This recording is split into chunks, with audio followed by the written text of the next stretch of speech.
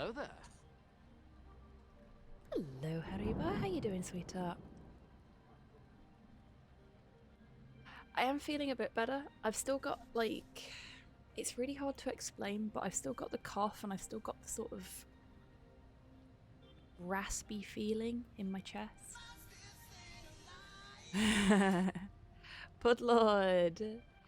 Congratulations on being the fastest thing alive, claiming first in the chat for the day. Anything that has happened prior to this point does not matter. You are officially the first person to arrive in the chat. Welcome on in. I hope you're doing well today. And Haruibo, thank you very much for sacrificing your chance at being the fastest thing alive to check that I'm doing okay. Sorry to interrupt, please continue on how you feel. Thank you, Pudlord. I'm doing okay, but yeah, it's hard to explain, but I've got this sort of...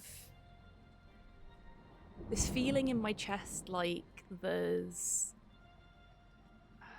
This is going to sound really weird, like a wind blowing through dry leaves in my chest. And I keep coughing. But I don't feel unwell, I've just got that.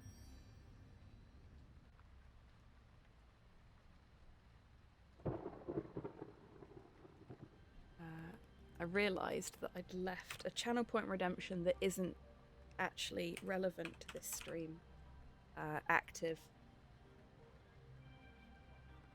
So I'm going to quickly change that.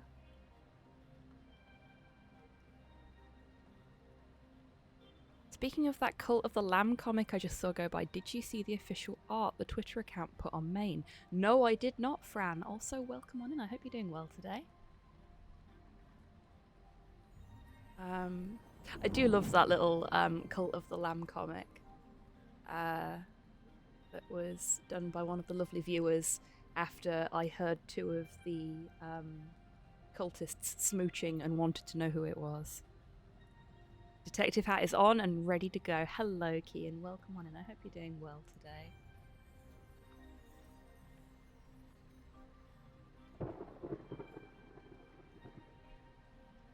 I decided to make the stream title today a joke about the fact that I am going to get this very badly wrong a lot. Because I am as dense as gold.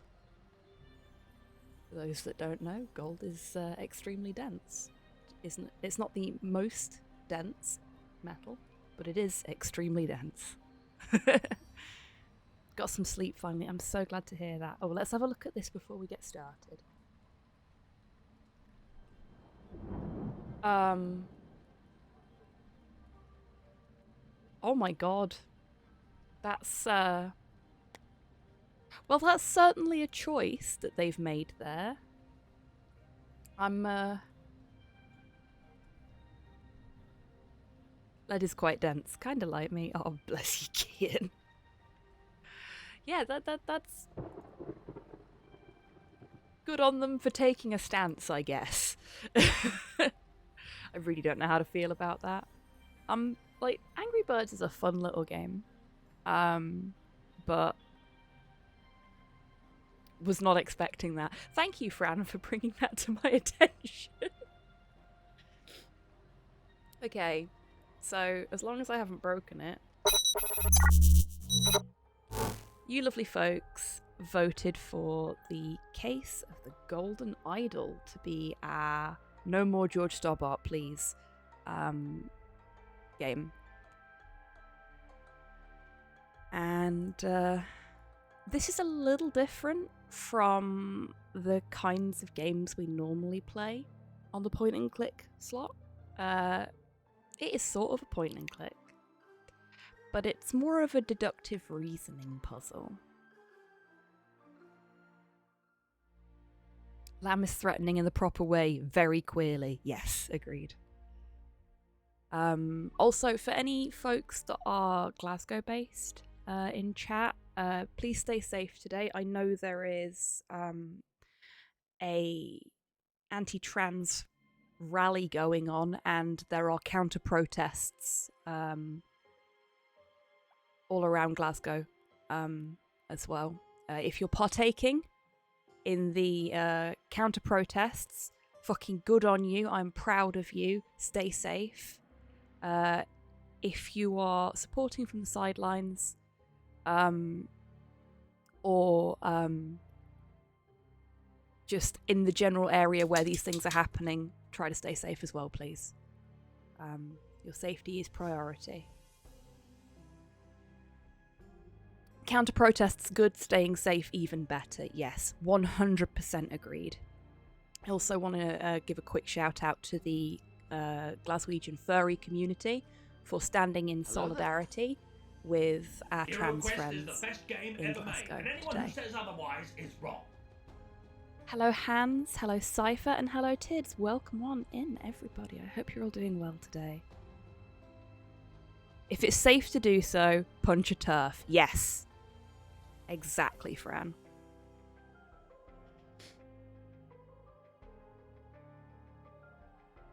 Yeah, I only found out about it this morning, otherwise I would have signal boosted for the counter protests. Sofa, not cipher, quotes the captions. Thanks, captions.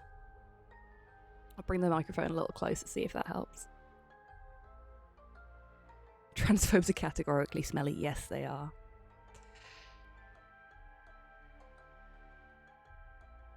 My headphones are being shitty. Oh no, Cypher. I hope everything's okay. Yeah, so this is a little bit different to our usual point and clicks. I've not played any of this before. This only came out last year. Like, fairly late last year as well, if I'm not mistaken. It's supposedly very similar to a game called The Return of the Obra Dinn, which I have played a bit of. I really do want to finish.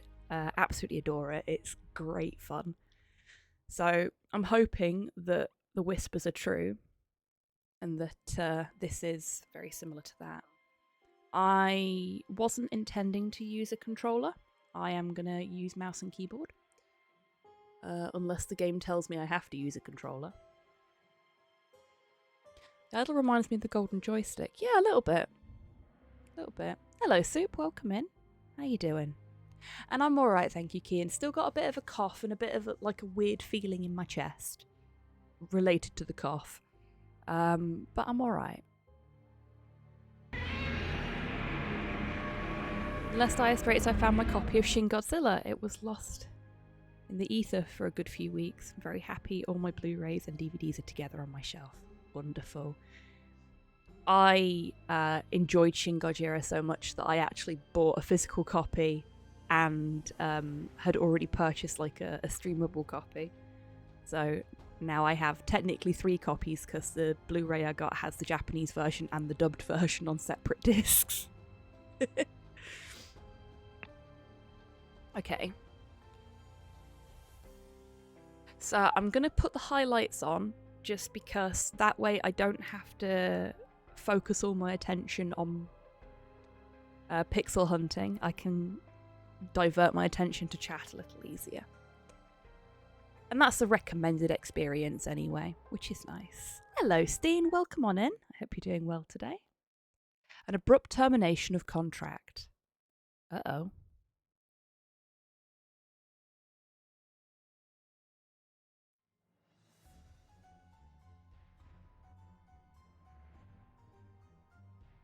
Okay, so we've got a couple of things we can interact with.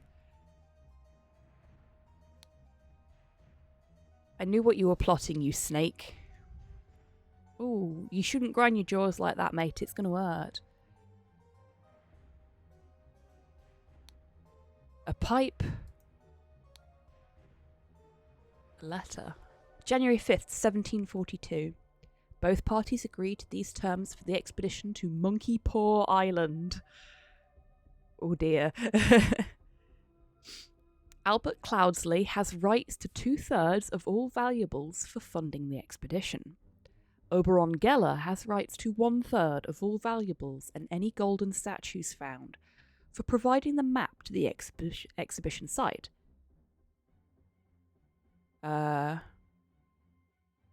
Dr. Oberon Geller, Esquire Albert Cloudsley. We can interact with the names. So if I do that, What happens here?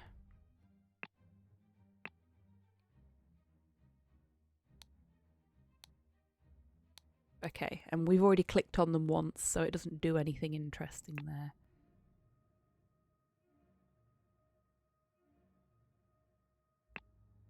Okay. Can we exit this? There we go. A dagger. Okay, so we've looked at all the things here.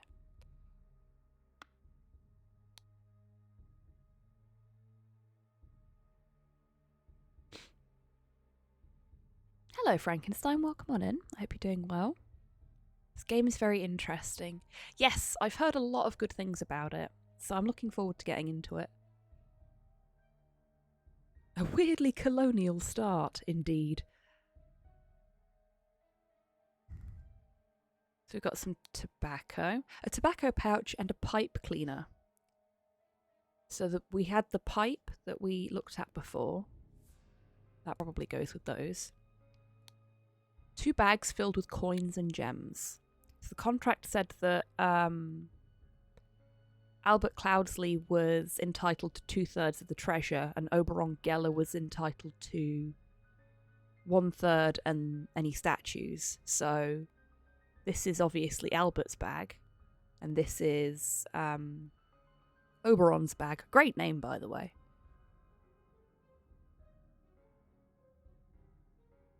I don't like the wording of that contract. Yeah, that's fair. Every person in this game is terrible. Fair. I suppose we'll discover that as we go along.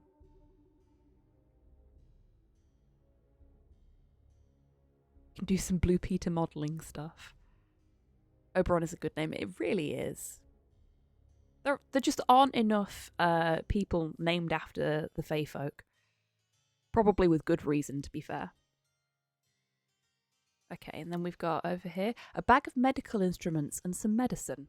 It did say that Oberon was a doctor, so this is almost certainly his bag. A golden statue with a red stone and a bag filled with coins and gems. Excuse me.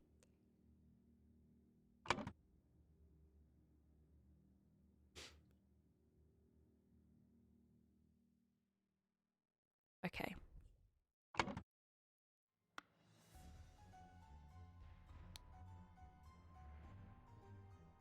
So this is Albert Cloudsley. And this is Oberon Geller. Bottle of medicine. Both parties agreed to these terms for the expedition to Monkey Paw Island. Albert Cloudsley has rights to 2/3 of all valuables for funding the expedition. Oberon Geller has rights to 1/3 of all valuables and any golden statues found for providing the map to the expedition site. So it's the same contract that we saw before. They've both got a copy of it. That's good.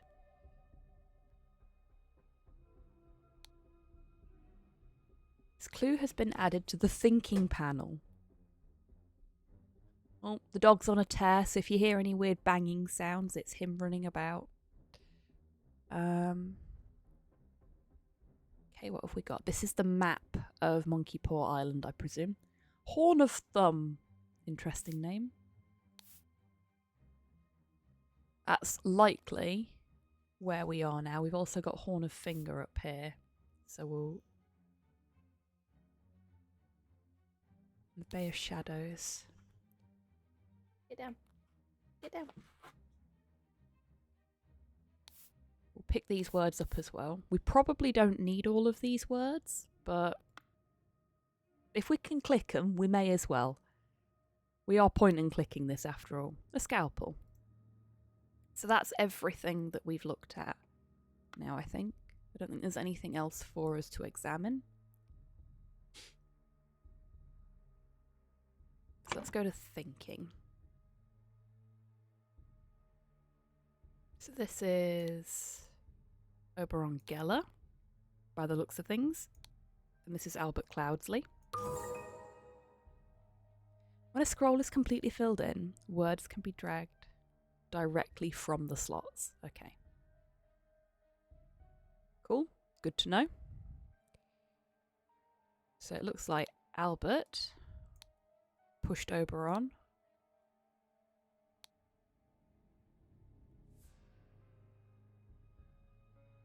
And I think it is the Horn of Thumb because we've got that island there. It could be Bay of Shadows.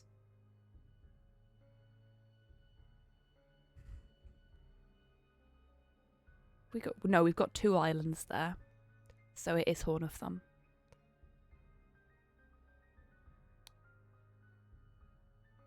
There we go. Obviously that was the tutorial, so it was supposed to be easy. The scroll has been fulfilled. No hints accessed. Ah, Gigasaurus, hello. Welcome on in. How you doing? You don't want to insult a Fae with your behaviour, especially if you share their name. Very true. Snakebird Priestess, thank you very much for the follow. Welcome on in. I hope you're having a fantastic day. I thought those islands were clouds. I am good at investigatives. Don't worry about it, Tids. It's fine.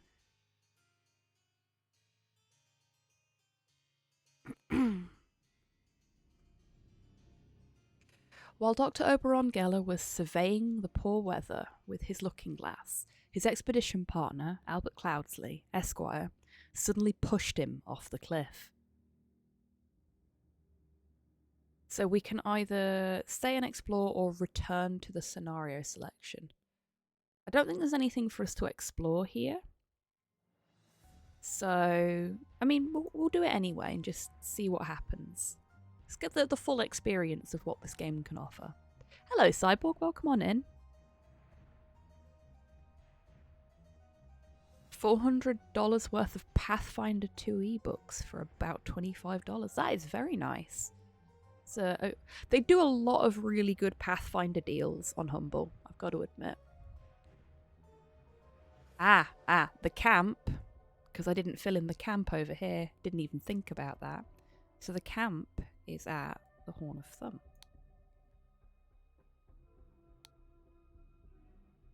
Everything is filled in correctly. We did it. Oh, Steen, thank you. Hang on a minute. Have you taken a mess today? Get it fucking down, you. Thank you very much, Steen. I completely forgot to take my meds this morning.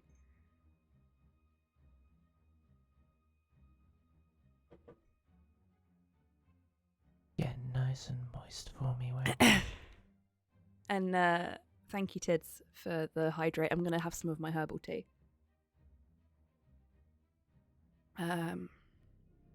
Yes, it was Steen's birthday yesterday. So, can we get some happy belated birthdays for Steen in chat? Okay, so we've done everything we can now.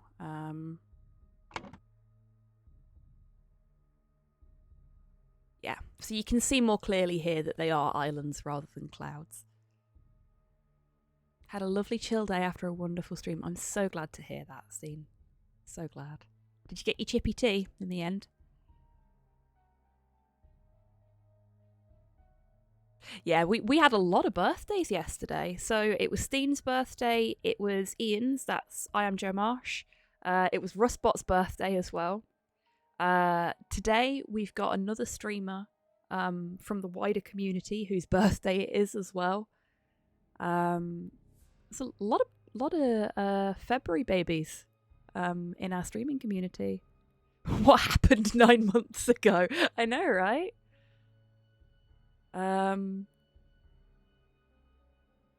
Unfortunately, it was terrible. Oh, Steen, I'm so sorry to hear that.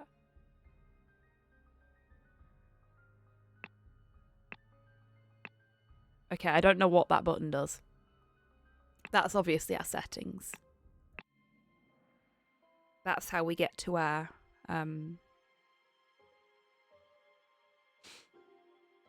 chapter select. Okay, cool. Birthday Central around here, I know. Chapter 1. Complications in the family. The untimely passing of a rural gentleman. Oh boy. We decided to try a new place from our new town and it was a bad shout. Horse!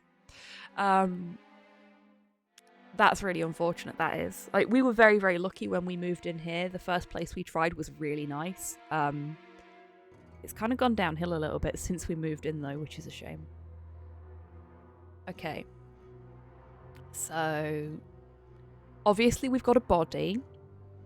We'll leave that for later. Lesson is never try anything new. Oh no, definitely try new things, but be prepared for disappointment. Henry Clover, lead poisoning. I mean, it looks like somebody might have shot him, which is, I suppose, a kind of lead poisoning. Can we open the book? No, we can't. This clue has been added to the thinking panel. Okay then. I guess this is this guy. When he was a little bit more alive and has been painted to look a little bit better than he probably did in real life at the time. If your expectations are never high, you can never be disappointed. This is why I'm always so happy with myself when I succeed at something in a video game, because I don't expect to ever do anything good in a video game.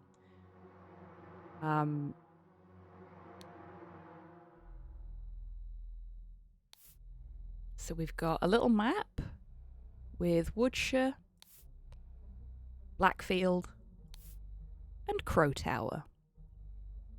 Okay. Interesting little symbols we've got here. Perhaps for clans that live in those towns? We'll find out more as time goes on, I'm sure.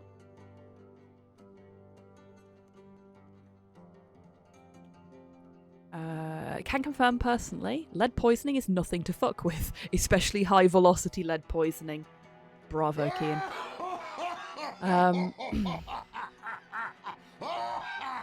But yes, I remember you saying that you'd had lead poisoning, Tids, and yes, it is nothing to fuck with. Hello, Mr. Spats, welcome on in. Hope you're doing well. It is hanging appropriately, I think. A tall, rickety ladder. Well, this ladder certainly isn't. It does look very rickety though, doesn't it? It looks like it's been cobbled together from 3 different ladders. It's not very safe at all. I'm guessing that's how they reached the book up here. Okay, apparently it's August 23rd. Can we do anything with that information? I guess not.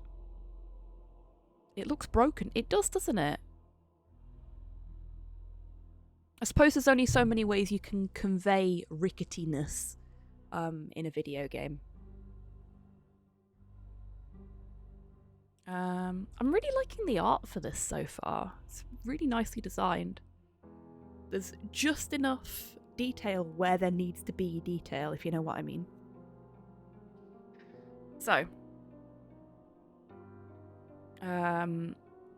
assuming that the calendar starts with a Sunday, it's a Monday.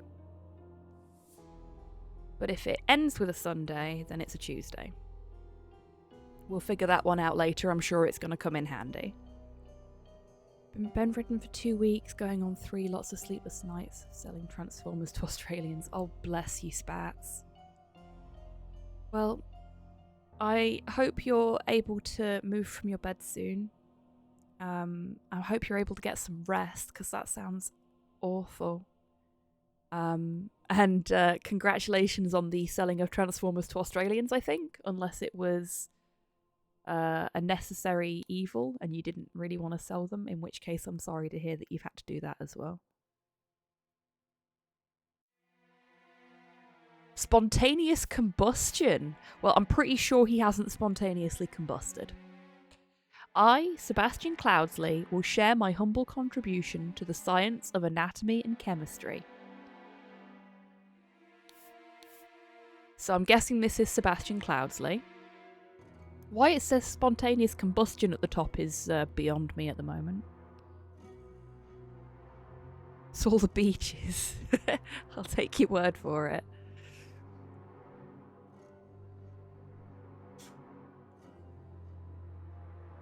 That's his contribution? Yeah. Is his contribution just the phrase spontaneous combustion? Or is he meaning he's donating his body to science upon his demise, untimely or otherwise? Don't you start all letters that way? What? Spontaneous combustion? Can you imagine how well that'd go down in a job interview? So you started your covering letter with the phrase spontaneous combustion. Are you okay? Do you need us to call somebody? August 22nd, 1786. Woke up, a beautiful day. That's at 12. Well, that's alright for some, isn't it? Waking up at 12. 12:30. Washed and dressed in my dining attire. Might help you get the interview, that's very true. My focus is everywhere. Went from working on Star Wars stuff to working on a cyberpunk hospital show. Hey, nothing wrong with that, Kian. Sometimes you have to move away from something that you're working on and work on something else just to keep the for want of a better description, juices flowing. There's nothing wrong with that.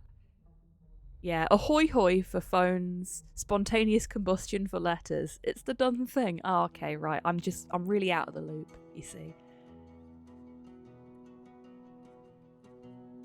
If you start a company called Spontaneous Combustion, you can have it as your letterheads and it would be entirely appropriate. I fucking love that, Midge. Welcome on in. I hope you're doing well today.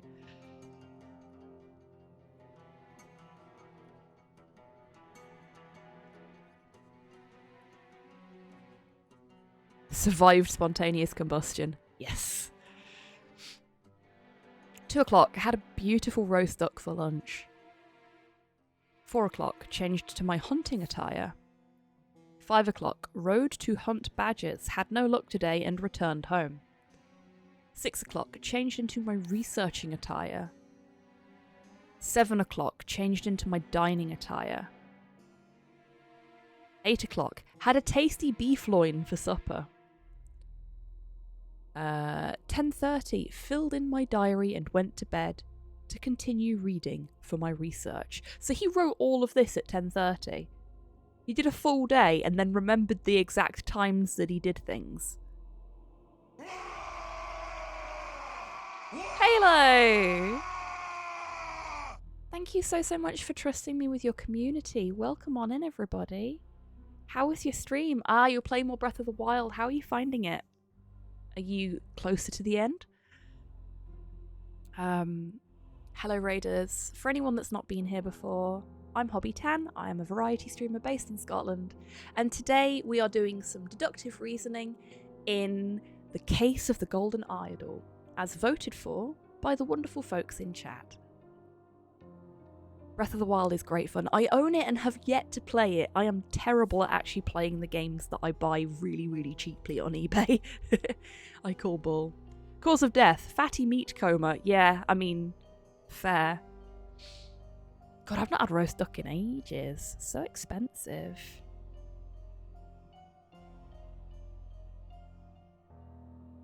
Calling it now, I reckon by that itinerary that the gout got him. Yeah, he's got gout. That's what it is. Will kill for chicken, yes. 3 went well, only 9 shrines remaining, so almost at the end. Heck. You've been at it for quite a while, haven't you? I suspect that's because Breath of the Wild is just a very big game, which is definitely not a bad thing. Okay, so we've looked... It still gets me that just says spontaneous combustion at the top of it. Like, why? This clue has been added to the thinking panel. 135, 140 hours so far. Holy shit. Really getting your bang for your buck there. Like, I got my copy of Breath of the Wild, physical copy, for £5 on eBay because the person who listed it spelt the name wrong. They put Breath of the Wind, and I was able to get it super cheap because nobody else had spotted it. Yeah.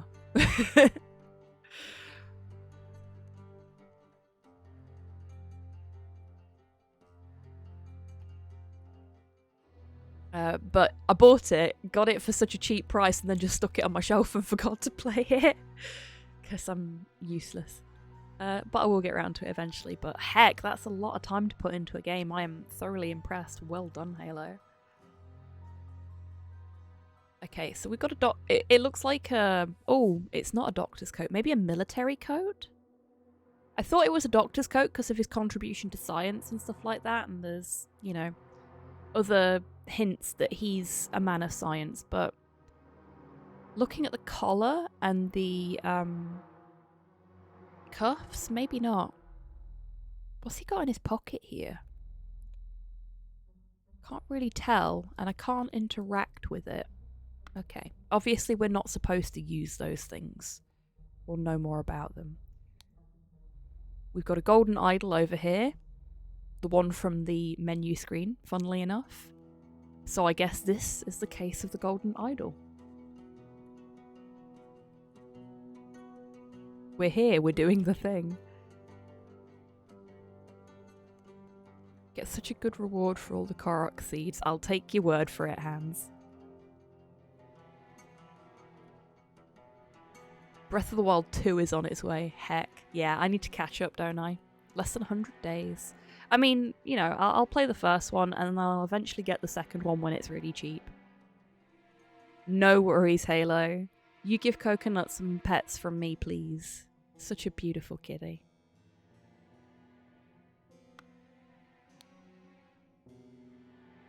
A yacht is slowly floating in the river. Okay, now we wait for the horse. Horse.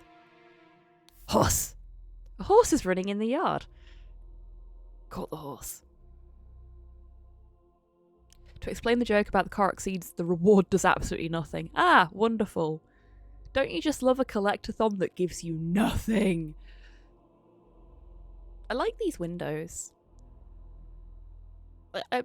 I have a bit of a thing for classical architecture, I suppose you'd say.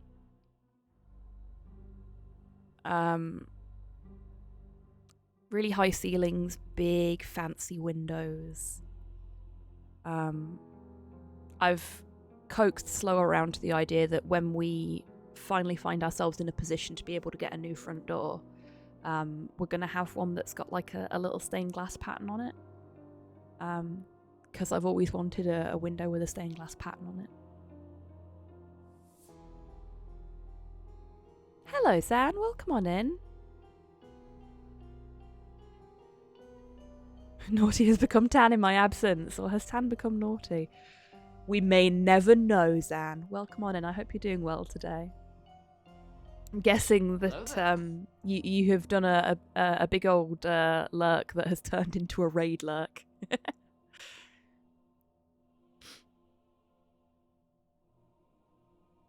You ever seen them both in the same room? Food for thought. Very fair point. However, we do live on opposite sides of the world, basically. Okay, so this is his dining attire, clearly. We'll put that there.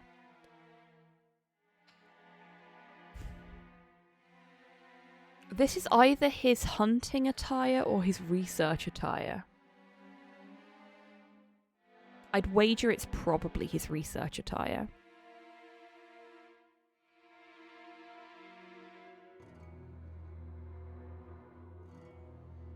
So we've only got one name. Sebastian Cloudsley. Sebastian Cloudsley, Lord of one of these locations. Let's have a look. Oh, that's going to be an easy one. He's clearly the Lord of Blackfield because it's the only one with a body of water nearby. Lord of Blackfield passed away in his bed. The cause of death was a spontaneous combustion.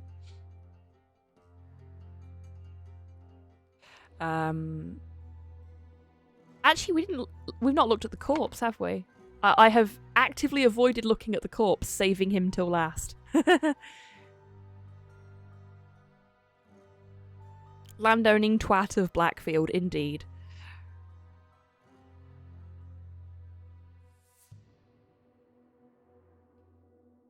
As one of the countryside TM, it does look kinda akin to a thick riding coat to my eye. Ah, thank you, Tids. That's good intel. A ring with a ruby, okay. The man is not breathing. His head is badly wounded. Yeah.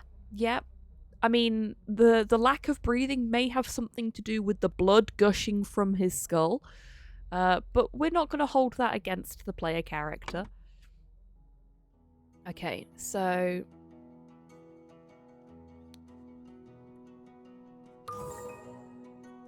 there's only one identity to choose from there, so that was easy. Okay, so it's not his dining attire. We know that for sure.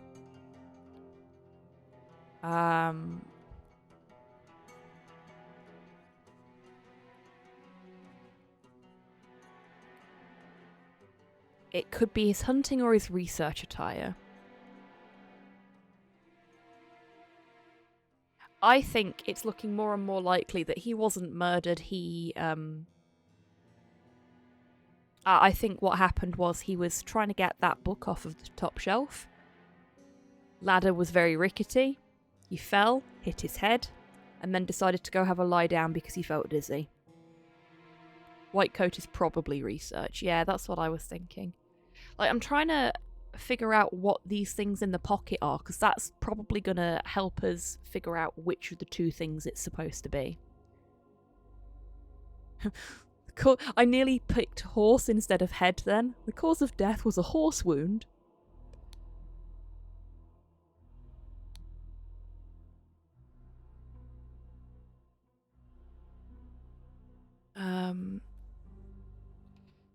Fell from a ladder whilst he was researching. Compass, sextant. Yeah, it does certainly look that way, doesn't it? 2 or fewer slots are incorrect. Ooh. So... we know it was a head wound. It had to have been a head wound. In that case... fell from a horse whilst hunting and somebody put him here. If you've ever played The Return of the Obra Dinn, Silas, it's kind of like that. So yes, sort of like Cluedo. It's a deductive reasoning game. You find clues within the environment to determine what happened. Just forgot to lock the front door when I came home about 8 hours ago. Mild panic attack. Oh, Halo, bless you. Locked now, though, I believe.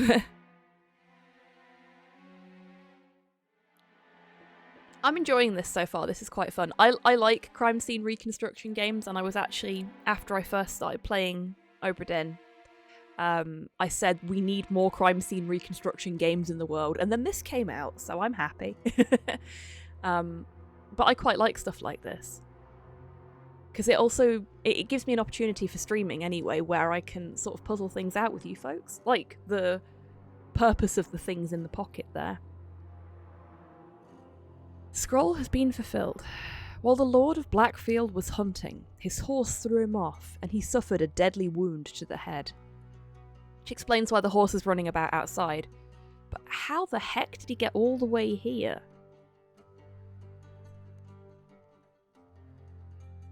We're gonna finish filling this out. So this is more than likely his research attire, with that in mind. Everything filled in correctly, there we go.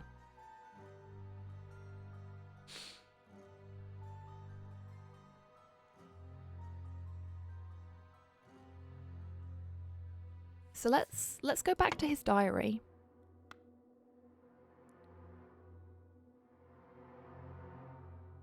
I want to know what this is all about as well, but it won't let me interact with that.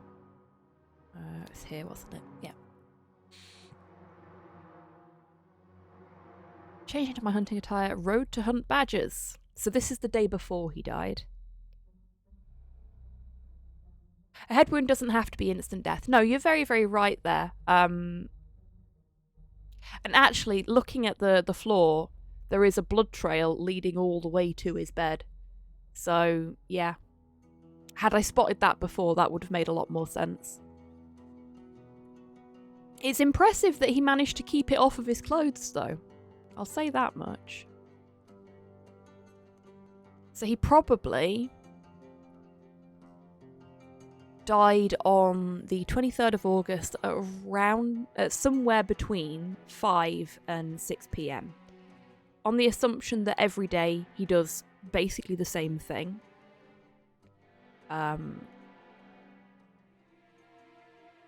Yeah. He would have died between about 5 and 6. Which is why any harsh head knock should be checked out. 100%. If you bump your head, even if you don't end up with your internal fluids external, if you're feeling dizzy or anything like that, or you suddenly feel very tired, probably best to call your version of NHS 111, which is the non-emergency line. It's like calling for an ambulance, but not, basically. They'll give you immediate assistance as best they can. And if they think you need an ambulance, they will send one out. I don't know what the alternative number is for other places. Concussions are not fun. They are not, Soup. It's the advice line, if I recall correctly, they call it. Yeah, something like that. I think we're about to understand why there was spontaneous combustion written down on a piece of paper. Yeah,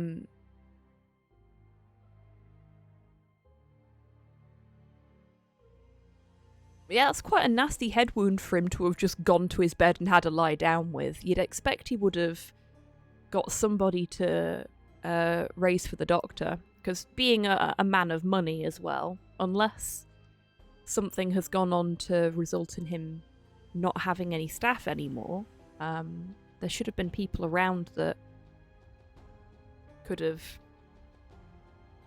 assisted him. Last time I had a concussion, I couldn't really form new memories for an hour and was found failing to cross a street trying to find the food place. Was supposed to be getting a haircut. Oof. Snakebird Priestess, that's rough. It's actually quite scary how much a knock to the head can affect you, isn't it? I've never had a concussion that bad, thankfully, but yeah, there's some scary stories. Glad you were okay, though. Chapter 1. Complications in the family. The dramatic departure of an outsider. Almost like the head is far too overloaded with precious, squishy bits or something. I know, right? My ex was having a headache for the longest time, just thinking it was a common cold or something, and the German doctors just prescribed them painkillers or something. Then, on a trip to Poland, he went to a doctor and they got an MRI. Brain hemorrhage, surgery. It's been fine ever since, but imagine if it hadn't been caught. Yeah, that's fucking terrifying. Sadly, head blows are not taken as seriously as they should be. Yeah, knocks to the head are often not taken as seriously as they should be. This guy looks a little bit like he's laughing rather than scared. I'm glad your ex was okay, Zan. That would have been terrifying. Oh, look! It's one of the little things we saw from the map. That's cute.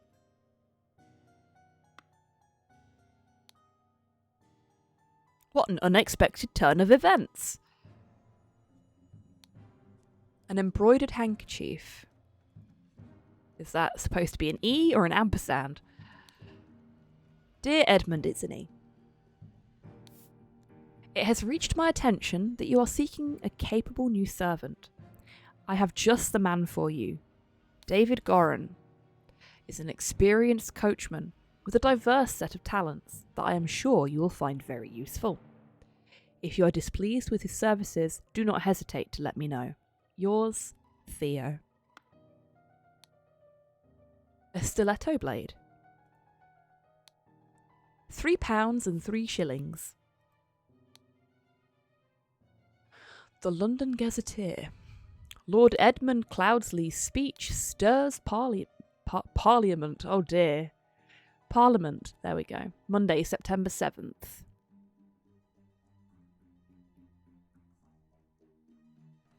So this is another member of the Cloudsley family. I'm thinking we've got like a familial curse thing going on here. Parliament. Boo. Indeed.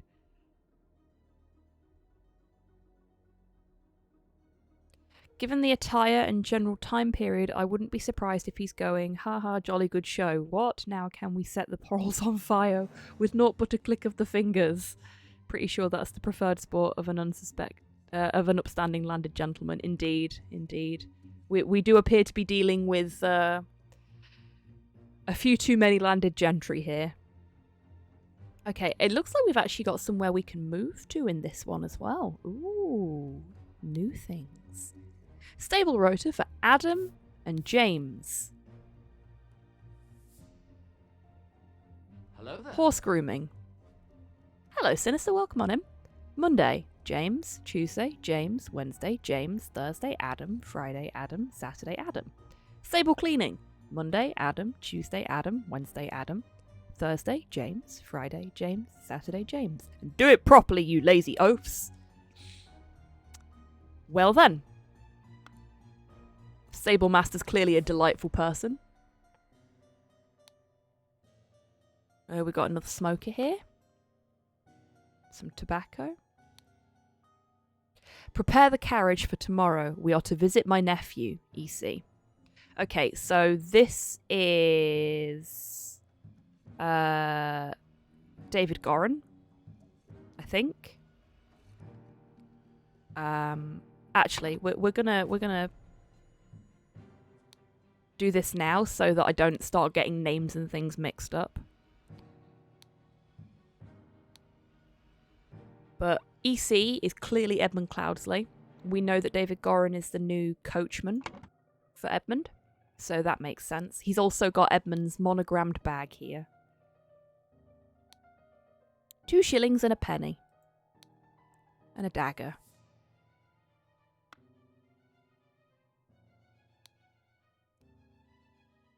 Now, if it's all the same to you, I will take my leave. Well then. Got a ring with a ruby. Oh.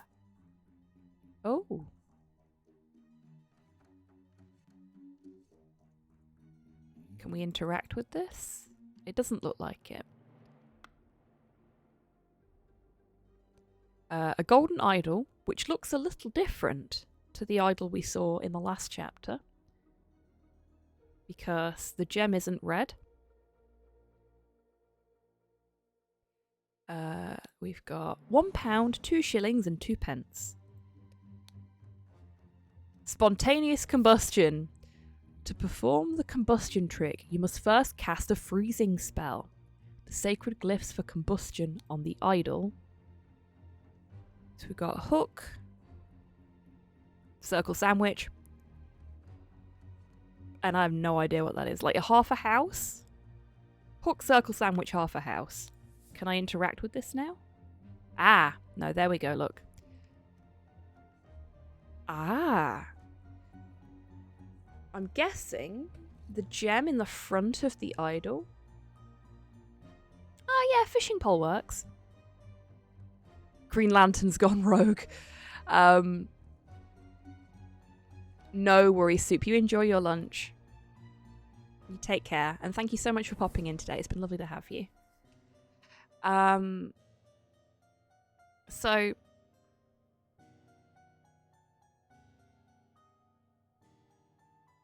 this is the configuration for a freezing spell, which may be why this looks different. Perhaps the gem changes colour every time a different spell configuration is entered. And, you know, blue, freezing, makes sense. So who are you, strange person? What the blazes?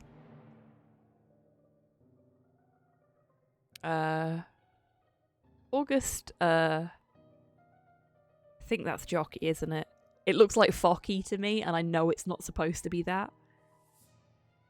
Welcome back from the Lurkers Lounge, Cyborg. I hope you had a nice time while you were there. This isn't the Burning Man I was expecting.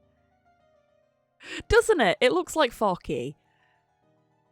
Like, what's the purpose of this little line here?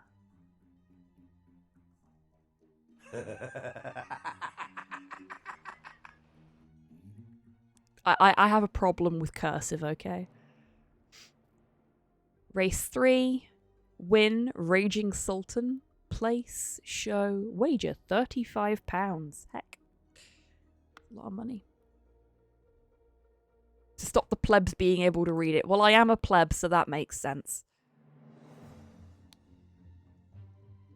I have a large black cat on my lap now. There is no better way to be. Spare me, devil. I was simply following orders. Oh dear. Astonishing Monkey Man. Property of the Pear Brothers. A knife. Okay.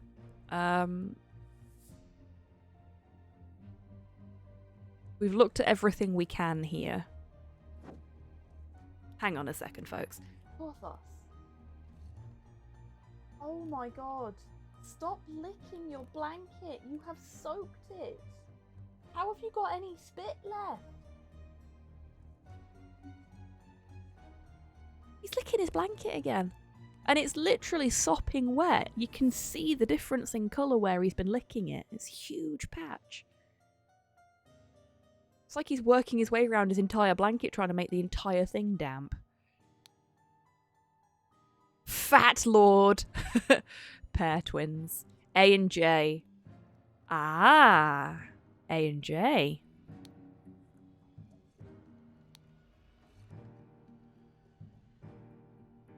Both us.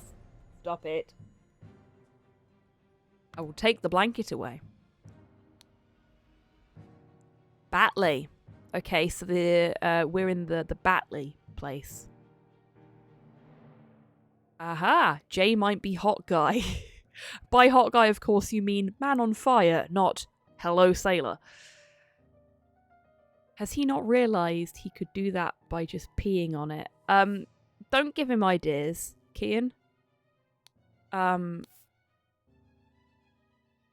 Ah, so that's the family name, because there's Cloudsley, look. I'm liking the look of Cubert. They look like they know what's important.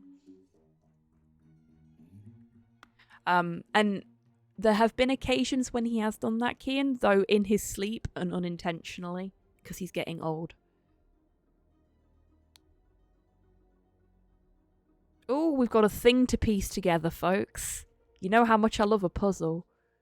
Well, any kind of puzzle, really, but... Oh, we don't get to piece it together. Dear Willard Wright. R. Rose Cubert.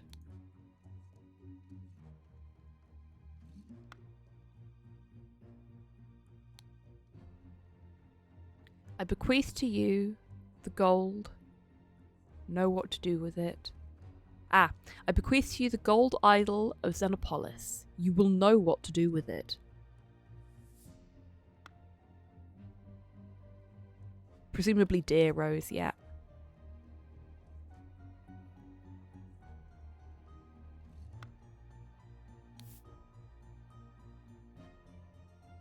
I want you to put your sharp mind to better use than mere politics.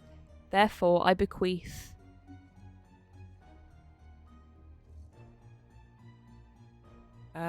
research notes?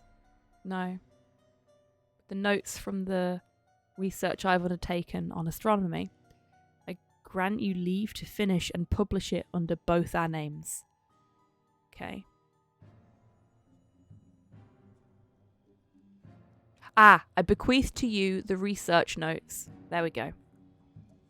That's really interestingly put together there. We met so rarely after you left for colonies. Therefore, I bequeath to you my savings, land, and the Blackfield manor house. Come home and establish... Oh, mansion, more than likely. I don't know. Come home and establish a museum of my life and accomplishments. There we go. So we've got a few different letters here. My late sister, your mother, disclosed your financial troubles to me long ago, more than likely, and I resolved to help you.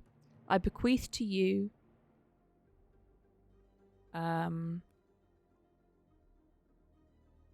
a compilation of my aphorisms to provide direction in your life, which you so clearly lack. Rude.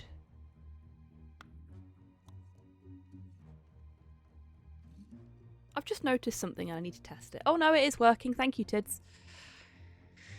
Oh, harsh. Yeah. I'm going to give you a book of quotes because you clearly don't know what you're doing with your life and this is what's going to help you. Give all my money to someone else. I, Sebastian Cloudsley of Blackfield County, being in bodily health and of sound and disposing mind and memory, nominate and appoint Nicholas Maker as executor of my last will and testament. Dear brother Edmund. Will be that one. Bit of Bob would help too. That's very true. Ah, a regular old self-help book Christmas gift indeed. Is that a cat on my microphone? No, it's a raccoon. Hang on, I'll show you. Should be a little clearer here. See? It's shiny, so it's hard to show you. Where is the light coming from here? No, I can't. But it's a little raccoon pin that my partner Slow got me for Christmas. And I'd been trying to figure out where to keep it. Because I wanted to show it off, but I don't go out often enough to like put it on my bag or anything. And I was watching An Eternal Enigma, and he's got the Silent Hill 4 room door pin on his microphone, and I went, that's a genius idea. I'm going to put the raccoon there, because then I can show it off every stream and I can have it with me all the time when I'm doing one of the things I love most in the world, which is streaming for you lovely folks. So yeah, this is where my raccoon pin lives now. Microphone charms, yeah, exactly. Race 6, win, spinning Jenny, place, show, wager, £50. Dear Peter Batley, we have sent you frequent reminders concerning the settlement of your debt, and yet, to date, the debt remains unpaid. We humbly request that you make your payments as soon as possible, or we will be forced to take the matter into our own hands. The debt currently stands at £255. Blackgarden Buck Loans. So, Peter, whoever he may be, has a bit of a problem.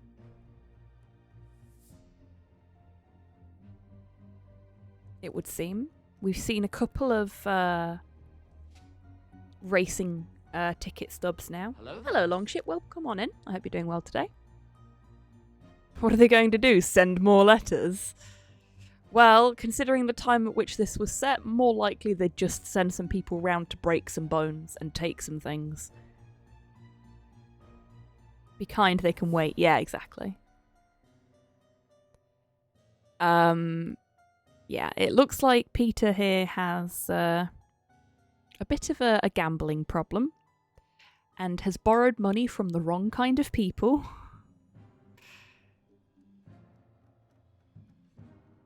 Off the top of my head, that's about 50 grand. Yeah, in today's money, that's a lot more.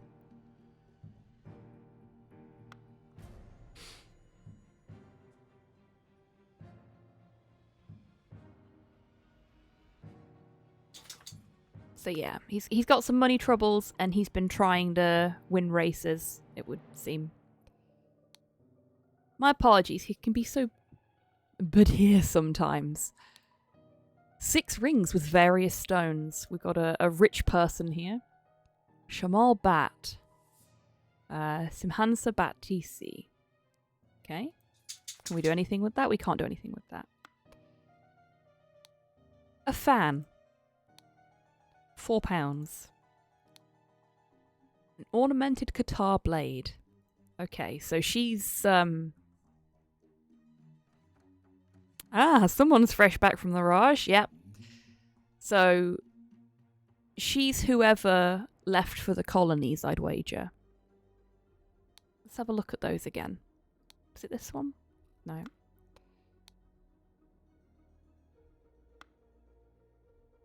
Can't remember which one it was.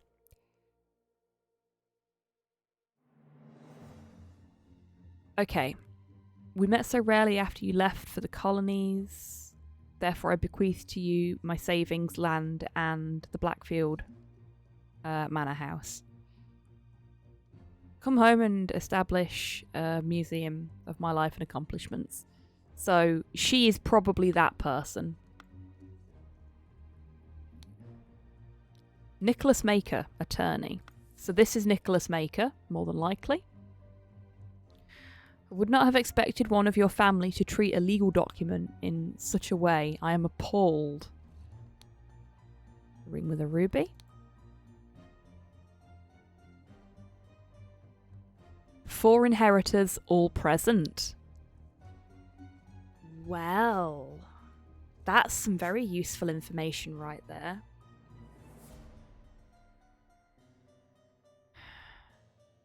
There is only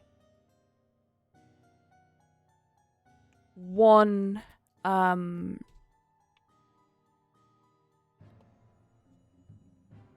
woman listed here. But here is a Marathi word, by the way, meaning insensitive. Ah, thank you, Tids. Every day is a school day on this channel. I love that. Thank you. I'm probably saying it wrong as well, so I apologise if I am mispronouncing that. I googled it so you don't have to. This is why you are a fantastic mod, Tids. In fact, you know what?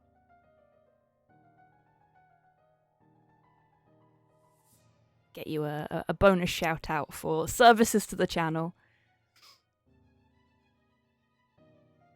And I'm going to have a quick sip before we carry on.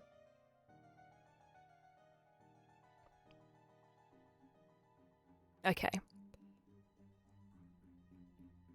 Dropping knowledge. Yeah, exactly.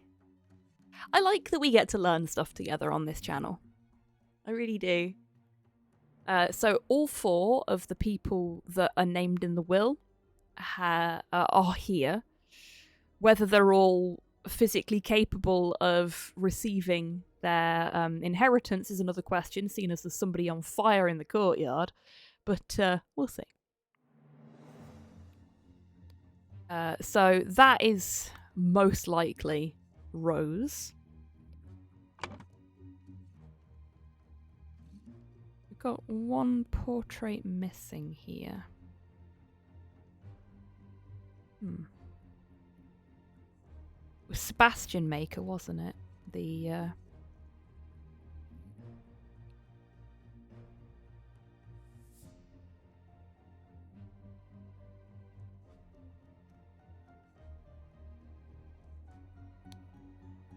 So that's Rose, I'm pretty sure. Because she's the only one that looks like she's been outside of England anytime recently. Fun fact, Buffy the Vampire Slayer didn't hold up well to modern standards. Really? The movie or the TV series or both? I am so bad at remembering names. We'll go back to exploring. Nicholas Maker. So, I thought it was Sebastian. I was very wrong there. There we go. Nicholas Maker is the attorney.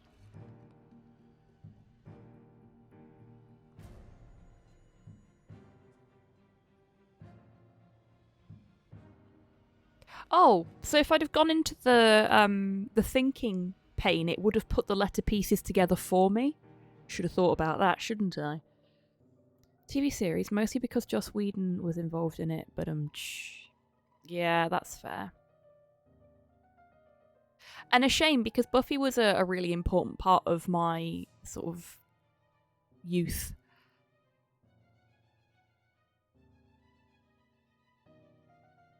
My late sister, your mother, disclosed your financial troubles to me long ago. Okay.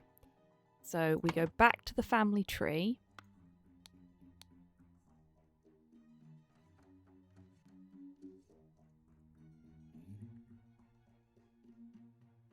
Yeah, that makes sense. So Beatrix Batley is deceased, hence the little cross. And her son Peter is the one who is having the financial troubles. So that's addressed to not Pear, Peter. There we go. Peter Batley. I want you to put your sharp mind to better use than mere politics. I suspect that's going to be Edmund.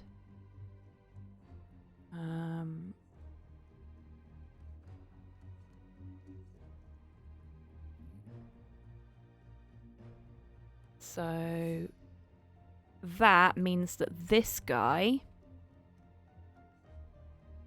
is the associate that's not part of the family tree but is on the paper. Where's... Oh, Edmund's name is already here. Oh, shit. Can I do it this way? Yeah. He also looks like a politician. Like, he's just got a politician look about him, you know? Amazing that the identity of the creator of classics such as Buffy and Firefly has been lost to history. I know, isn't it strange, Sinister?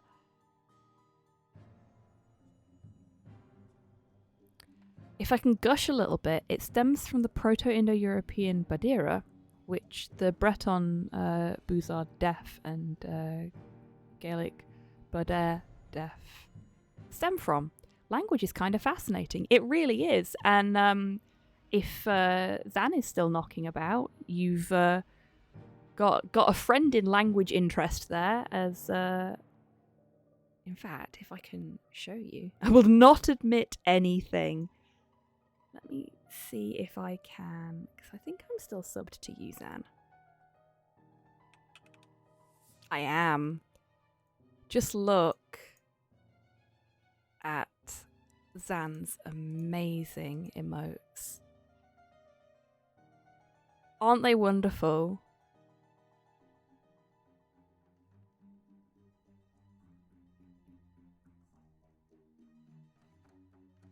Yeah, folks, if you're not already following Zan, you really should. Wonderful streamer and very, very smart. Some fantastic conversations about the evolution of various different dialects, different things in linguistics when I've sat in on Zan's streams. Text motes, yes. They're great, they're wonderful. Also, Zan is a very, very good DBD player. I bequeath to you the golden idol of Xenopolis. You will know what to do with it. That's this fellow here. Smallog is sick as a dog today, and we had to cancel his birthday party. To cheer him up, I pre-ordered the Bluey cookbook. Oh, bless him. I hope he feels better soon. I hope you can have, like, a belated birthday party for him when he's feeling better. Willard Wright is the associate who got the idol. So we'll put that in there. And here. Yay! We got this bit done. Woo. Moved it back to next week. Good, good. So he's still going to get a party. That's good. So we've got... We just need to figure out which one is Peter Batley. I didn't look at the man on fire yet. So we'll go back and do that now, I think. Oh, that's interesting. So we've not had this before because everything else has been cut and dry so far. Specifically because it's, you know, easing you into the gameplay mechanics. But when you've nothing more to learn about a piece, the little flash turns red. If there's more information to be had, or there are more puzzles to be solved with that particular item, it stays yellow. That's neat. Aphorisms by Sebastian Cloudsley. How to be happy. I can see where this is going. If it mentions anything about not eating avocado toast so that you can buy your own property, I am fucking out. Not only because avocado on toast is really nice, but because that is bullshit. Eat a hearty meal every day and do not waste your time on trivialities. Hello, Random. Welcome on in. How you doing?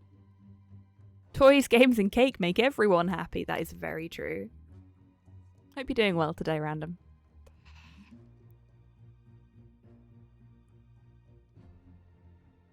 How to avoid being upset. Just stop. What have you got to be depressed about? It's a good job he's dead, otherwise I'd smack him with his fucking book. Strive for that which holds meaning, and do not shrink from responsibility. I'm not sure that will make me less upset. Responsibility makes me sad. How to be inspired. Take a walk in your forest and breathe the fresh air. My older brother got New Vegas on the PS4. Oh, okay. Have a toast on toasted sourdough and some streaky bacon on top. Don't forget a crack of black pepper, some dashes of Tabasco, and some sea salt. Yes, good choice, Cyborg. Yeah, reasonably settled in Scotland. As settled as we're going to be for a while. I'm a bit poorly at the minute. I've had a few days where I've been a bit feverish and had a cough and stuff, but I'm doing alright now. I hope you're doing well as well. Touch grass, yeah. Now I have a hockey pad wearing fascist to snipe. Nice.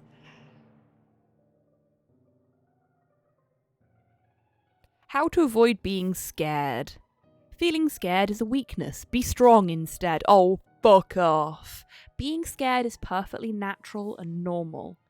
No matter who you are, where you've come from, what your gender identity is, being scared is healthy. If you are not afraid of anything, then you are repressing some shit. It's okay to be scared. It's okay to be sad. We can't be happy and brave and strong all the time. Don't listen to Sebastian Cloudsley. He doesn't know what the fuck he's talking about.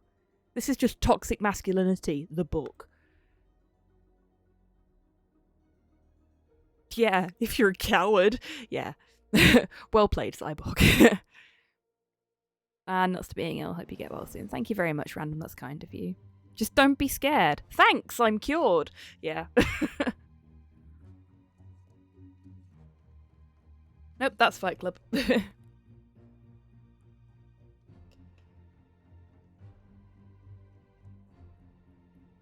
How to avoid being poor? Just get lots of money. Yeah, like how does he think those aphorisms are gonna fucking help a guy that's got no fucking cash and has a gambling problem? Oh, that is haunting. Good work, devs. The fuck is that? A scorched horse brush. A scorched knife. Well. So this is... What day is it?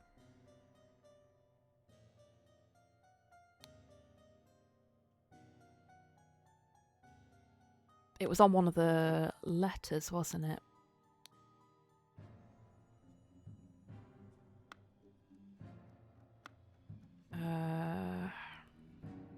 Where did I see it? There was a newspaper. Somebody had a newspaper. Was it him? It's Monday, okay?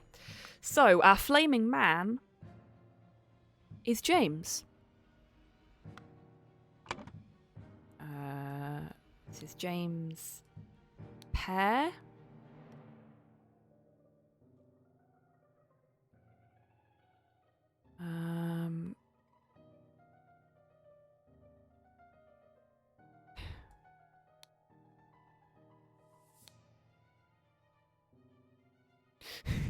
Suddenly, James Pear died from aphorisms. Bollocks. September 7th, 1786 was a Thursday. Immersion broken. Ah, it's a different universe where the calendar is slightly different. Good old Flaming Jim.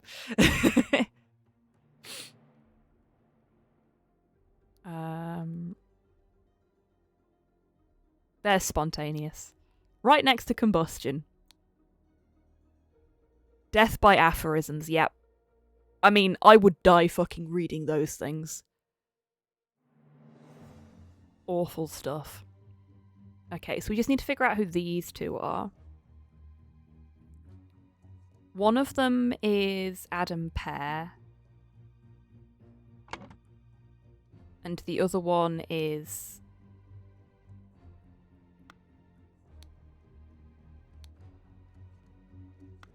So that's probably Adam Pear.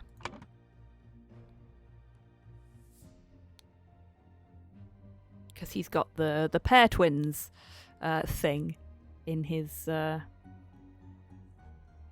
you got aphorisms. I've got some cream for that. Oh, thank you, Cypher. I think we need it. I think the entire chat needs some cream for the aphorisms we've been exposed to. Scared Stable Hand had a knife engraved with an A. Ah, I didn't notice that. Nice spotted. So he did. He's also got the Property of the Pear Brothers, Astonishing Monkey Man comic book.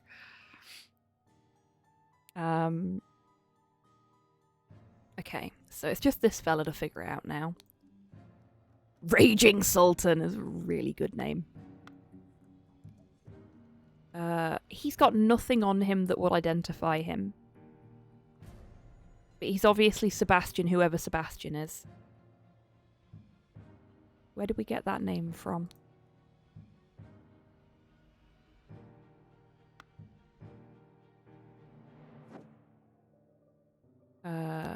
Let's have a look.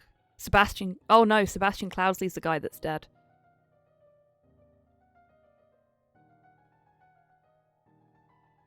Have we identified Peter yet? We've not identified Peter yet, have we?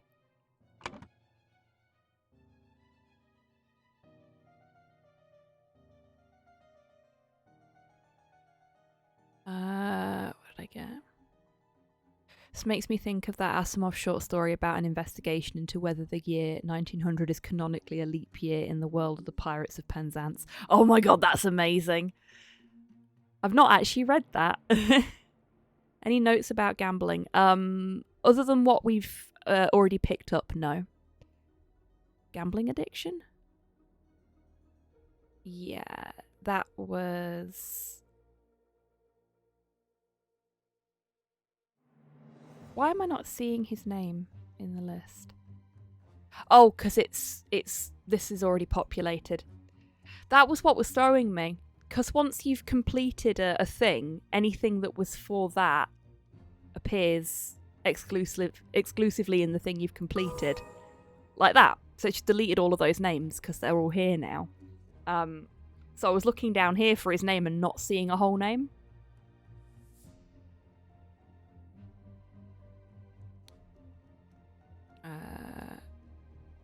Sebastian Cloudsley's will.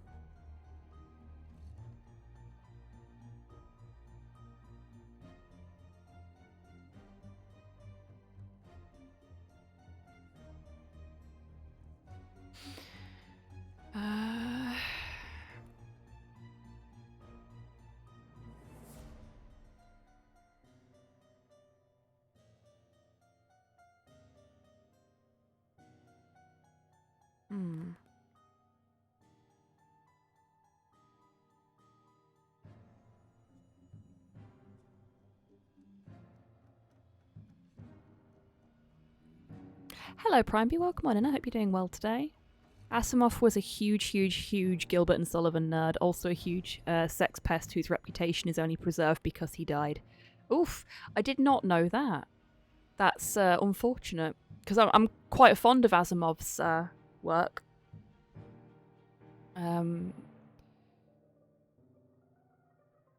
His services to sci-fi, at the very least, can't be denied. But yeah, unfortunate to find out that yet another great writer was problematic. Thinking horse racing plus financial troubles equals gambling problems. Yeah, I've said that a few times already, Hans. That Peter definitely had some gambling problems.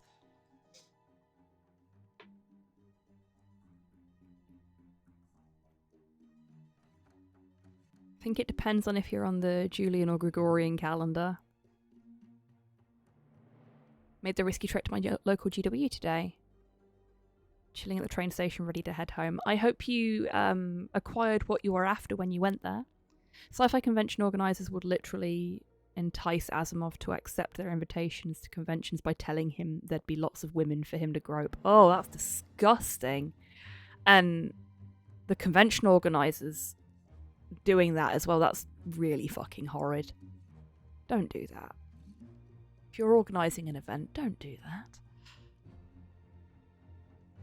Well, that writes a lot of books off my list.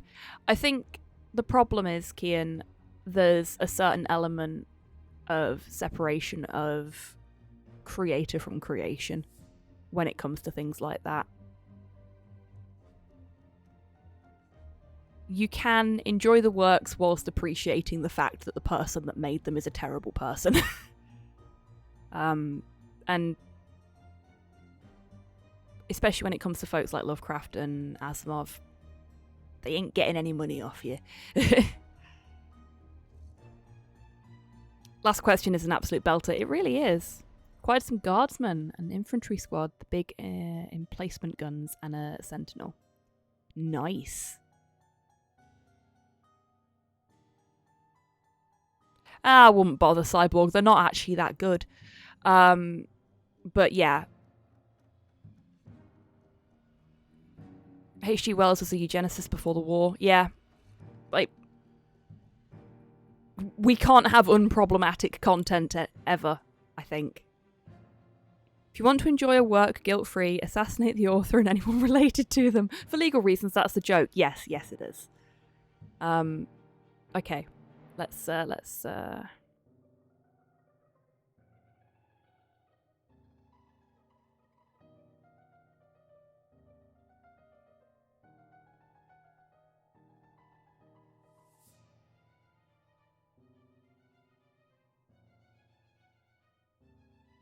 Okay, I think I understand what's gone off here. So, Peter Batley was upset to receive aphorisms in Sebastian Cloudsley's will and ordered James Pear and Adam Pear to take the idol from Willard Wright. Suddenly, James Pear died from spontaneous combustion. Yeah, so Terry Pratchett, probably the only author that it's safe to read his books, because he was a friend to trans folk. He never punched down Woods in his writing, and he advocated for the right to choose in terms of people who are terminally ill, which, you know, good on him. As far as I can tell, Neil Gaiman as well. Yeah, I've never heard anything bad about Neil Gaiman either, to be fair. As a wrestling fan, I'm used to watching something made by an arsehole. Yeah.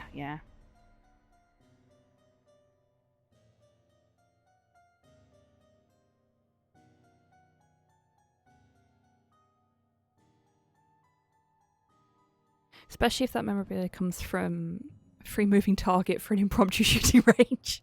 Well. And their content is marvellous, it really is. I've actually been listening to the audiobook of Good Omens recently, because I finished the audiobook I was listening to and needed something else to listen to when I walked the dog. And I'm loving it. Absolutely loving it.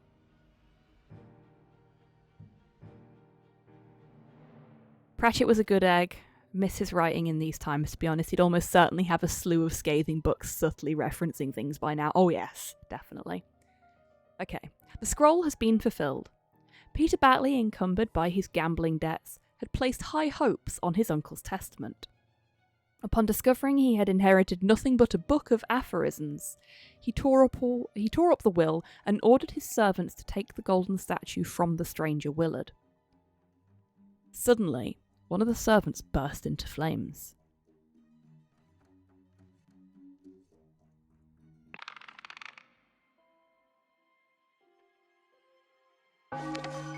Oh, a cutscene!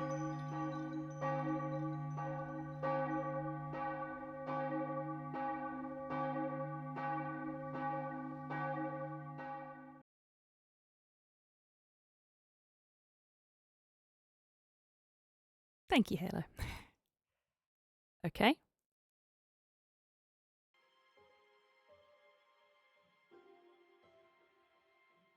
Oh, we've got... I didn't even realise. Okay.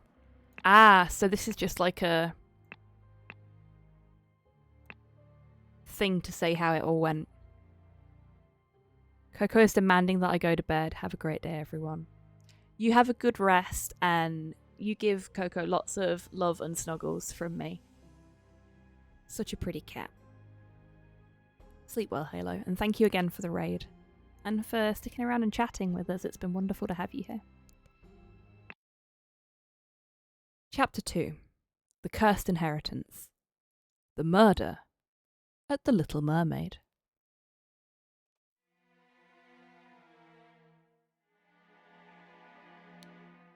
Revenge! It's a Megamind reference for those that appreciate one of those. It's a nice little flower embroidery on the wall. It's a dandelion. Lovely.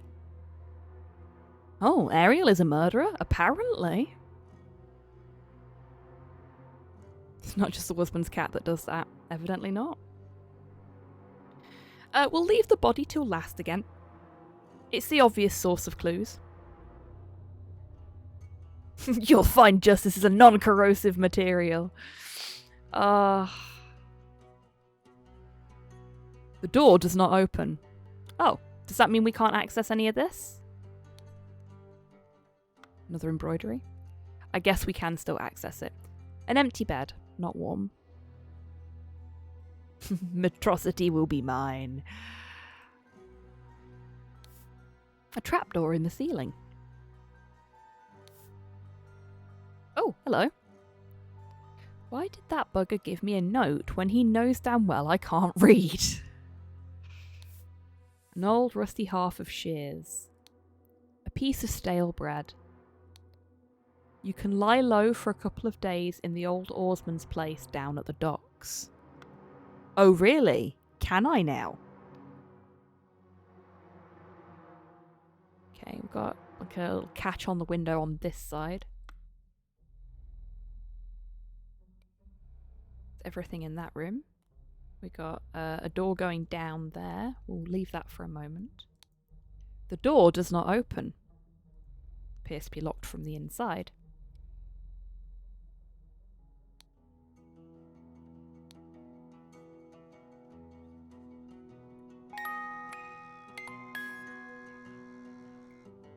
A music box. Delightful. To my dear Maurice. The watch is ticking. Okay, the watch hasn't stopped.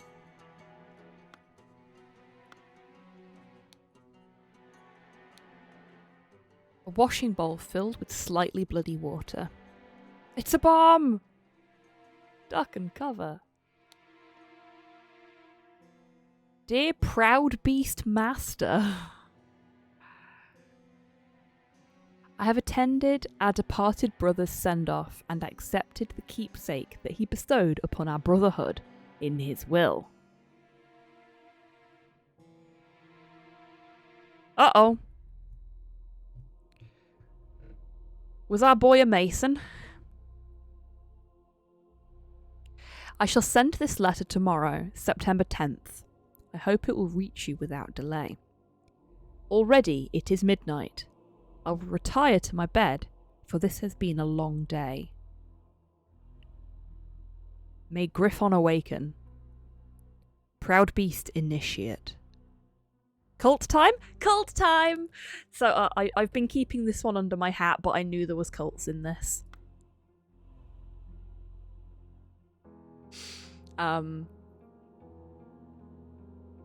We love a good cult. We do. We do love a good cult here. I do seem to play a lot of games with cults in them, don't I?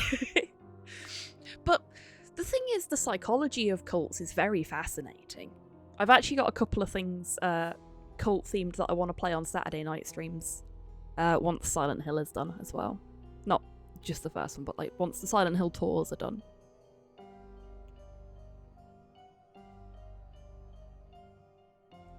I'd love a game where the initial look of a scene is complicated murder-death, but the death is actually really mundane. I think that could get quite tedious quite quickly, unfortunately, though. 20k off of an Uwu. Oh, no.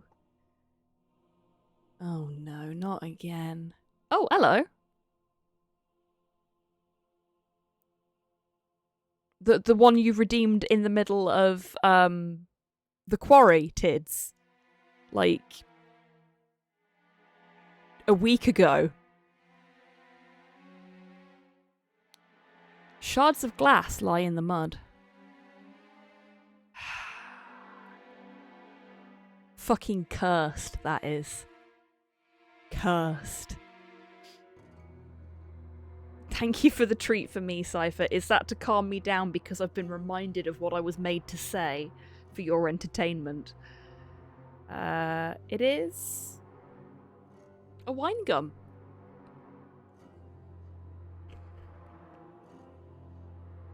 Oh, I went back through the VOD from yesterday and took a clip of me face planting into the locker. I figured you folks would appreciate that. I love wine gums. Wine gums and midget gems are some of my favourite sweets. I just really like fruity sweets.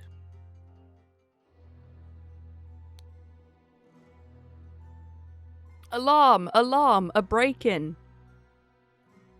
Watchman number 2, Henry Parker.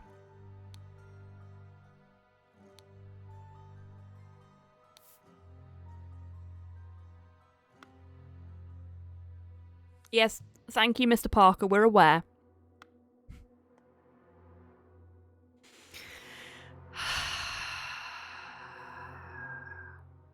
Alarm! Alarm! I dropped my keys. Yeah. I haven't looked at the trapdoor yet. There's that ring again. So, Only problem with wine gums is they get caught in my teeth. Oh. Let me just fix this. Well, it's gonna drive me mad.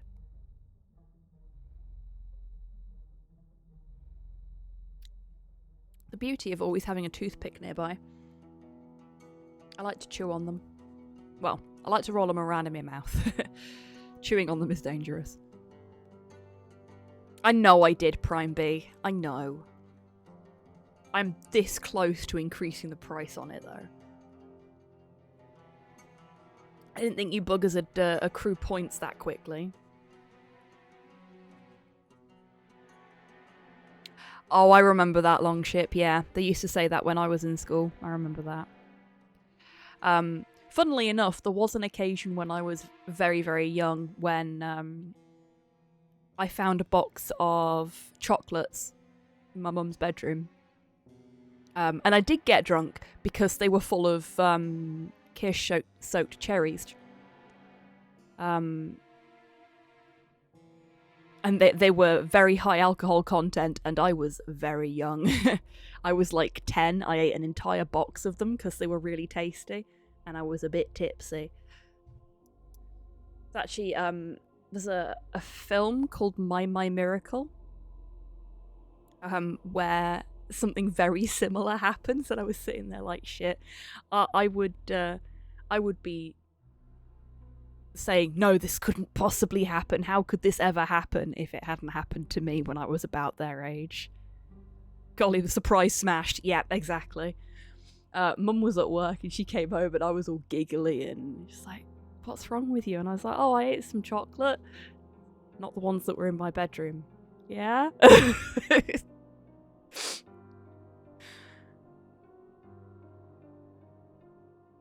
Okay, so in the previous chapter, the fellow that died had a ring. And the executor of his will had one as well, if I'm not mistaken. So we've identified 2 of our cultists. A walking cane. Anytime I've had chocolate with booze, they've been rank. I've had quite a few nice boozy chocolates recently. My mum got me a boozy chocolate calendar for Christmas, like an advent calendar. And that was quite nice because they'd paired the type of chocolate with the type of alcohol.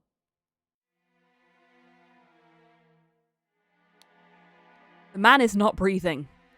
You don't say. It was very tasty, Tids. I'd actually like to see if I can find somewhere that does more stuff like that. Like, I know Hotel Chocolat used to do stuff like that, but I don't know if they do anymore. And they're very expensive. They're very much a, when I've got a bit of money as a treat kind of thing. Just get myself a box of chocolates or like some of their hot chocolate mix. It's really fucking good. I got their Easter eggs one year because they were super discounted, and that was nice. One I had was more like a chocolate shell with a shot of whiskey in it. Well, I suppose it depends on the kind of chocolate and the kind of whiskey, doesn't it? I know Hotel Chocolat used to do absinthe and white chocolate, like little bombs, for want of a better description, and they were really good. Hello, Rocket. Welcome on in. I hope you're doing well today. My copy of Morkborg Econ is arriving tomorrow. Awesome. Congratulations, Cyborg. That'll be fun for you. That sounds amazing. They really were. Just the right amount of absinthe as well, so it wasn't overpowering, which can be a problem with absinthe for those that haven't had it before. It is quite intense. A trapdoor in the ceiling. So we've got 2 trapdoors in the ceilings. And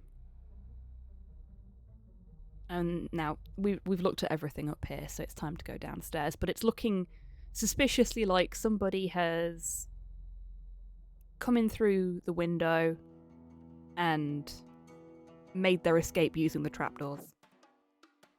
Oh, shit, there's a party going. Is that a Fiji mermaid? I think that's a Fiji mermaid up there.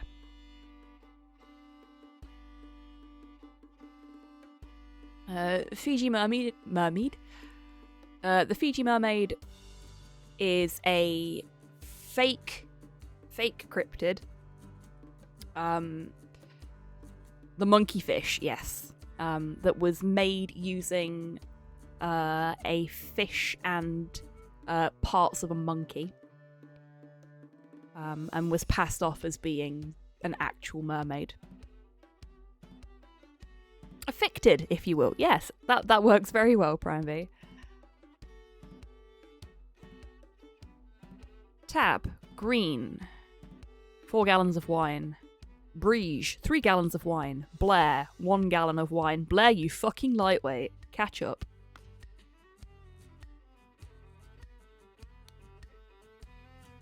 Dandelion Room, Willard Wright, 1 night. Forget Me Not Room, Ash Blair, 1 night.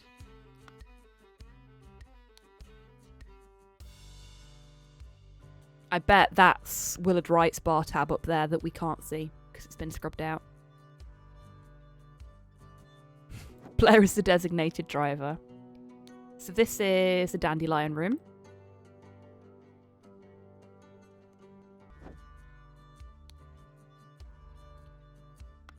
That makes sense. So I'd wager that the idol was in here. I lied, it just arrived. Oh, awesome, even better.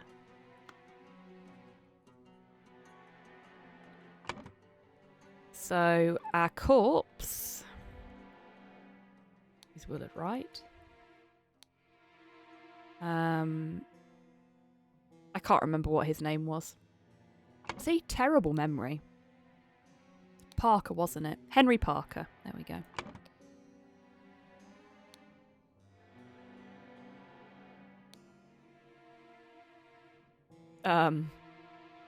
No idea who this is. All I know is that they can't read.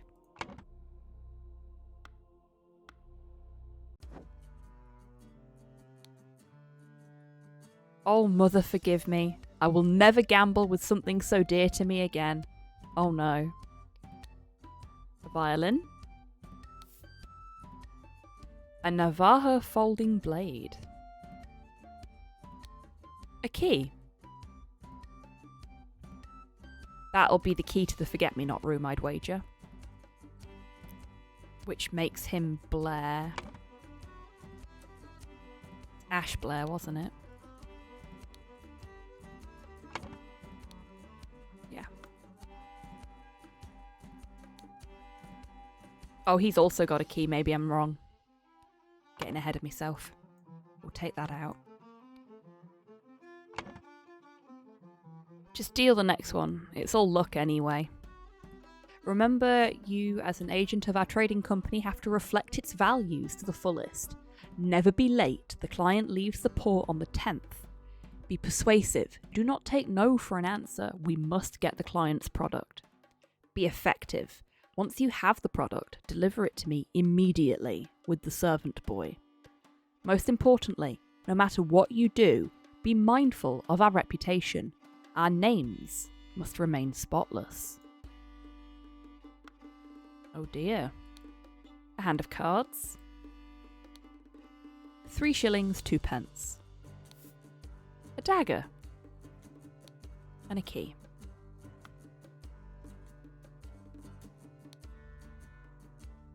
Be calm, John. He was a perfect gentleman. He bought me a drink and then retired upstairs. A hand of cards. To Annie. You are beautiful like a rose. For you I will take any blows. Annie, you are like a glass of wine. Your hair is very fine. I will find gold in a mine. If that makes you forever mine. Oh. Your Piglet full of love. Okay, Piglet, you did really well up until that last rhyme. Rhyming mine with mine is kinda lazy. You're not Ozzy Osbourne, are you?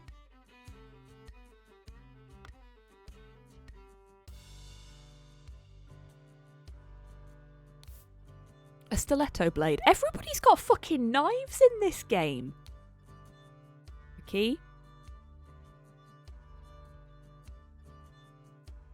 1786 makes him about old enough. Oh, shots fired.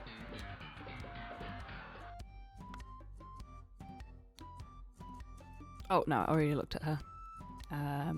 Tell me, what does that man have that I lack? Oh, boy. A hand of cards. A small sword. A key. 7 pence. With the number of deaths, you'd keep a knife too. I mean, I suppose I would. You're not wrong.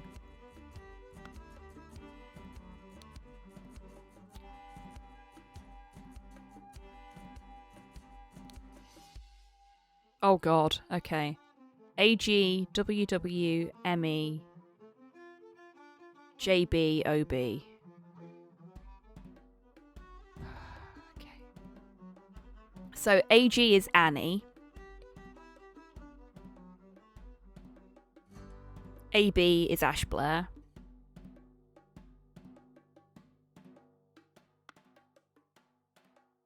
We know who Annie is. Because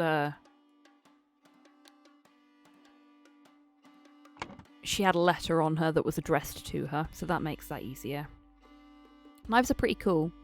It's just that all those mad stabbers give them a bad name. That is true. But is she okay? Well, considering this guy, I'd say probably not. He seems like a bit of an arsehole.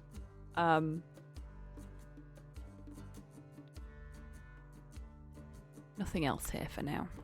Okay. We'll have to go back and look at that again later, I'm sure. At the Little Mermaid Inn, Amazing Evans's musical performance. On September 9th. Event shall commence circa 11 p.m.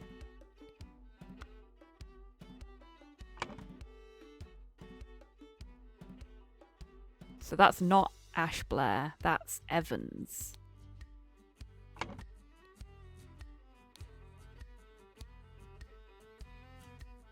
M.E. Maurice. So this must be Maurice.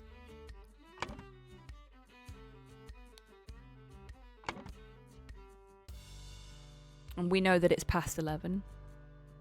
Is she okay? Is she okay, Annie? Bravo. The door to the street is shut with a latch. Oh, it's a lock-in. Where did that blasted boy go? I really need a piss. A large kitchen knife. Partially peeled lemon. No scurvy here. A ring of various keys. Dear Oscar Boyton, it's come to our attention that the good owner of the Little Mermaid offers services to those who want to transfer products that are less agreeable to the authorities. I will come by in 3 days. If you still have some spare space in your gin barrels and you are willing to earn extra money, reach out to me. Well then.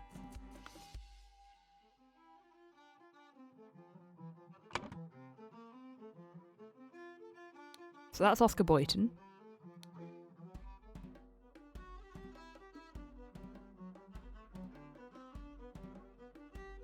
So, to discern who these two are, we're going to have to look at the tally sheet on the table and look at how much money they've got in their pockets, I think. This is where maths is going to fail me, so I'll apologise in advance. Okay, so he's got 7 pence. He's got 3 shillings 2 pence, so he's better off.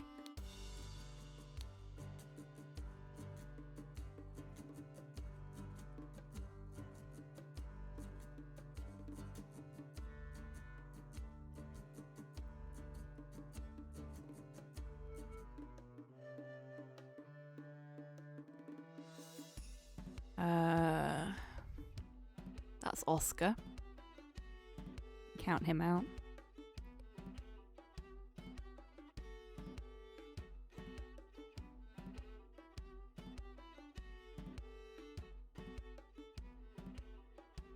Ash is into the negatives.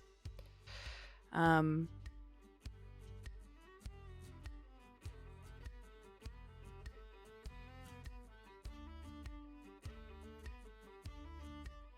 much did they have again?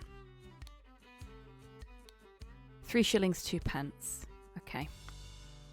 Let's focus on that for now.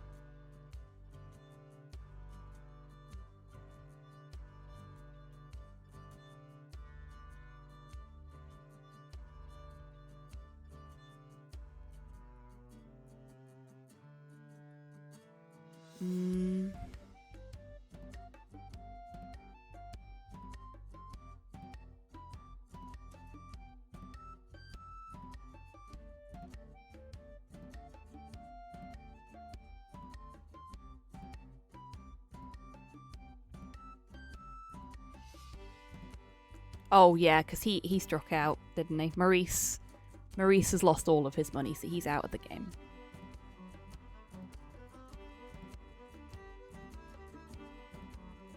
So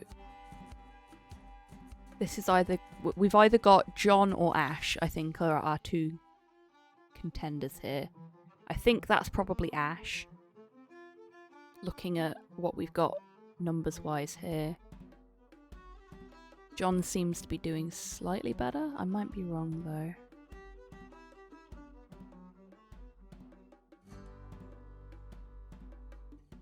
Curse. Yeah. This is the current round. So Maurice got booted really early. Yeah.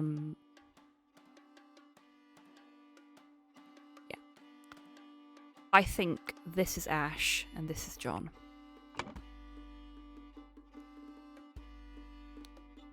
And that'll be why Ash is not put in as much for the drink, I'd wager. Because he's not got any money. Okay. Okay. So there's still something we can learn from Annie.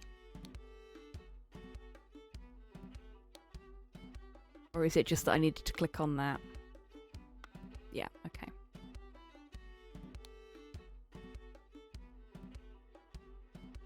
Nothing from him. Hello there.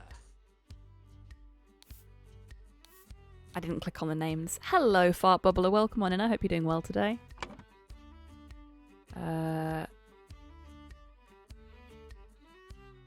It's Annie Green. And John Breege.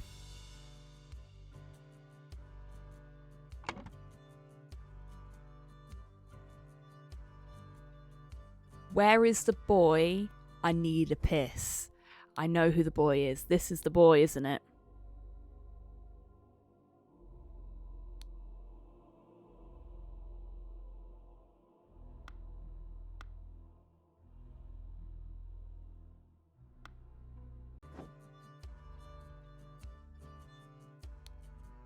Wanted. Robert Redruth. Escaped convict. Reward £50. Well then. Okay, so we've got all of the text clues now. I guess that must be Robert then. We have no other option. Oh, I filled something incorrectly.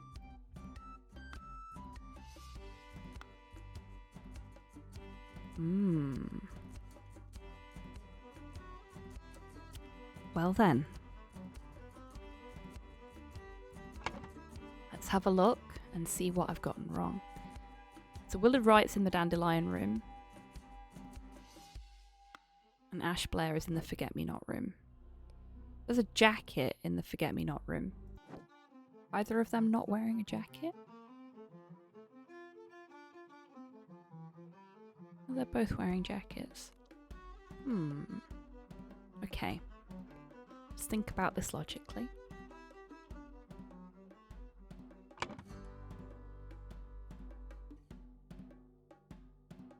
What we can do... Oh, shit. I didn't even think about this over here. Completely ignored it. Logic nonsense. Okay, so that's Willard Wright. That's Maurice. Where's his surname? Evans. There we go.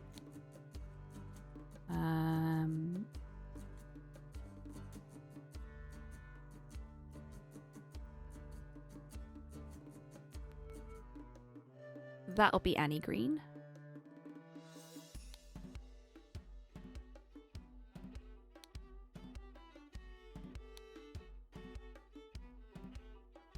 Who has just consistently been gambling all night. Good for her. JB is John Brige. OB is Oscar Boyton. John Brige. And then Ash Blair. Okay, so I've got the names right. I've just got the people wrong.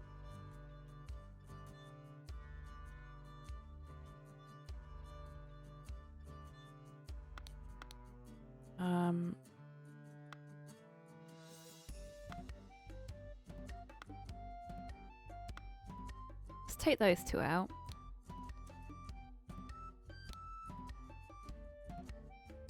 Because these are the ones that we know for definite.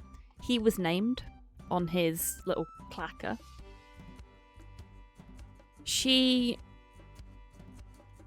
We've got named here. So we must have those two back to front.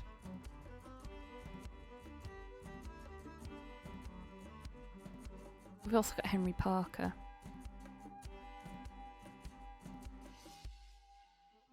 I wonder, is one of them lying about who they are? Or could he be Henry Parker?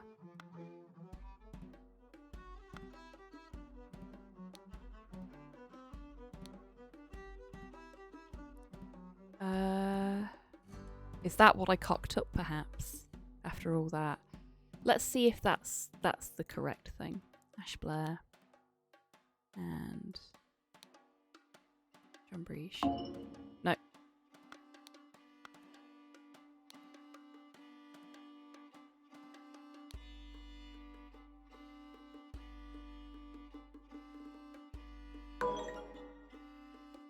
Two or fewer slots are incorrect. So let's see if he is Robert Redruth then. There we go. So I had got those two back to front. I told you my maths had failed me, didn't I?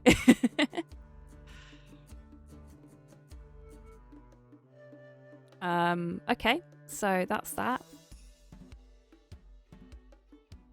Somebody crept into Willard Wright's room through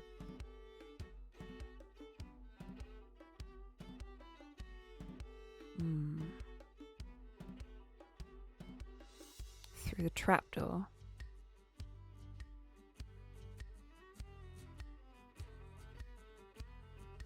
Who was it that was supposed to be in that room? It was Ash Blair, wasn't it?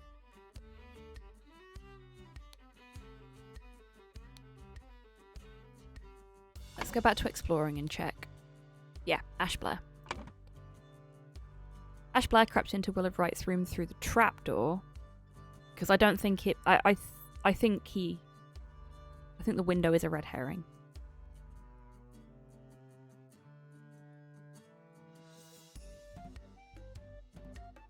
£50 in 1740 or whenever this is set would be worth about £6,000 today.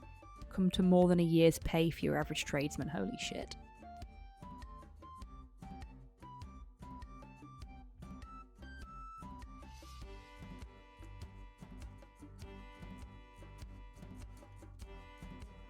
Okay, so they were all playing cards, so it can't be Ash Blair that did it. That's fine. Annie Green. John Brige. Oh. Could still be Ash Blair. I think it was Ash. Oscar Boyton. Because Willard Wright only played for the first round. Then Annie, John, and Oscar played. And then Oscar stopped, and Annie, John, and Ash played together.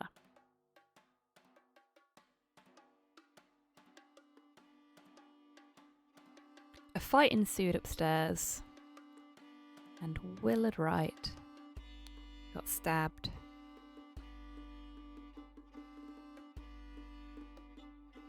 That is exactly what I've been saying, Fart Bubbler. It's very similar. And that is not a bad thing. I think we should have more games like Obra Dinn. Did we...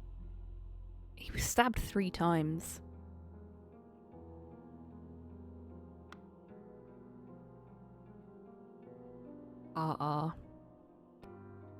Thinking.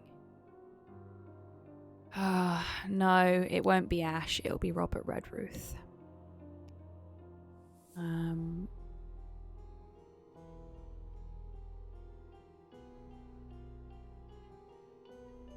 Which means it's going to be through the window, as much as I wanted that to be a red herring. What did he have on him?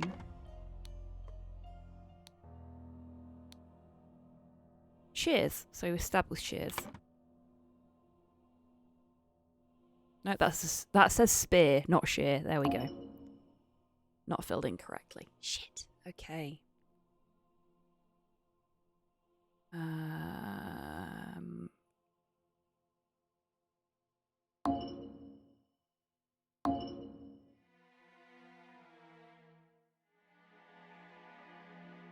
Hello, Carve. Welcome on in. How you doing?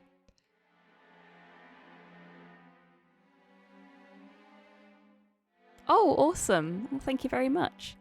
I'm doing okay, thank you. A little rough around the edges. Still feeling a bit chesty from not being very well, but I'm okay.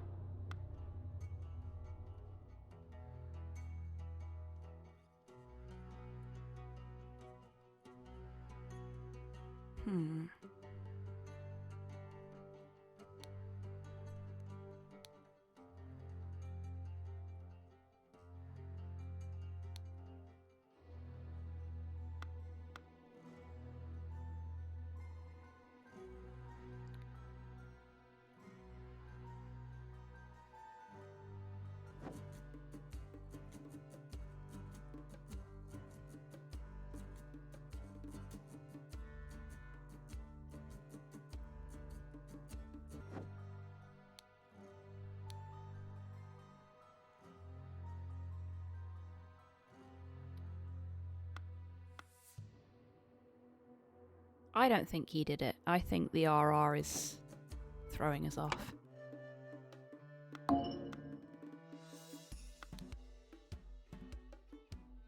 Oh, shit. Didn't mean to do that.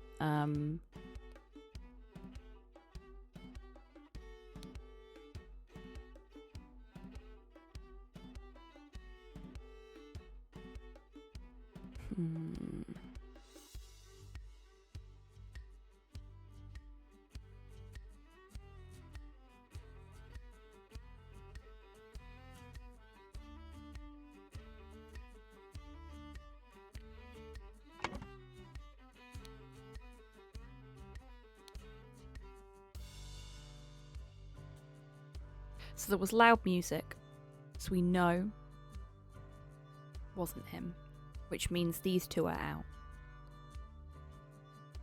Stiletto, spear, small sword, knife are our options. We know it's not the stiletto because Annie's got that, and Annie was gambling all night. Just saw a pigeon in its nest, all 5 sticks of it. Amazing. Pigeons are so daft. Considering he was stabbed 3 times, I don't think it was the Short sword. Small sword, even.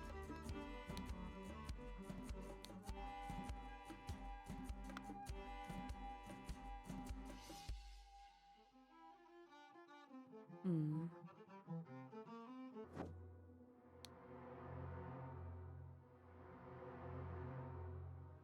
See, it's not a breaking because the glass is outside. That's a window that has been broken from the inside.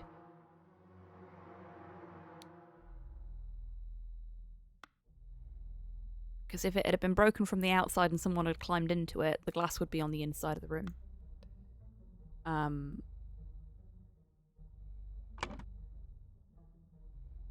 going back to my trapdoor theory.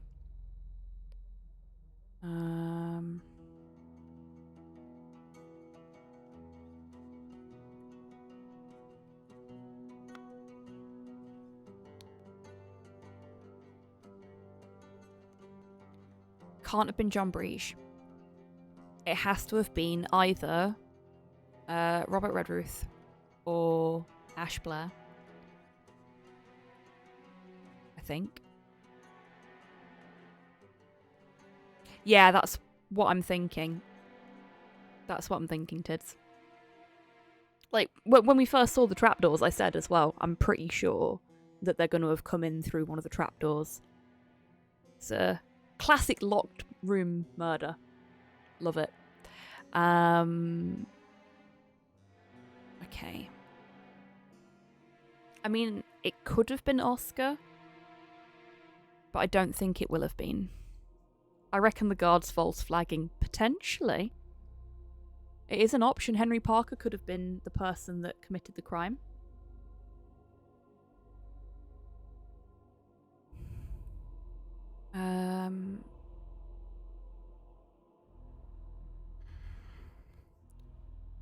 See, what we don't know is when the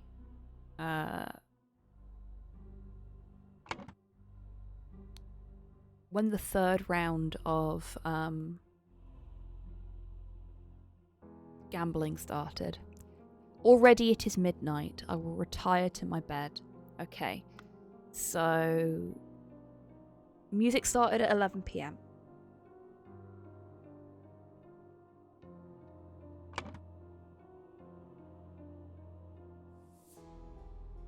Willard gambled, came upstairs.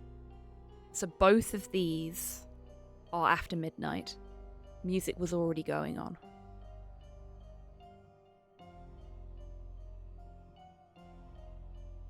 So it could have been either. So I'm gonna go back to my original theory. That Ash Blair came in through the trapdoor, while Annie, Oscar, and John were two or fewer slots are incorrect. Okay. There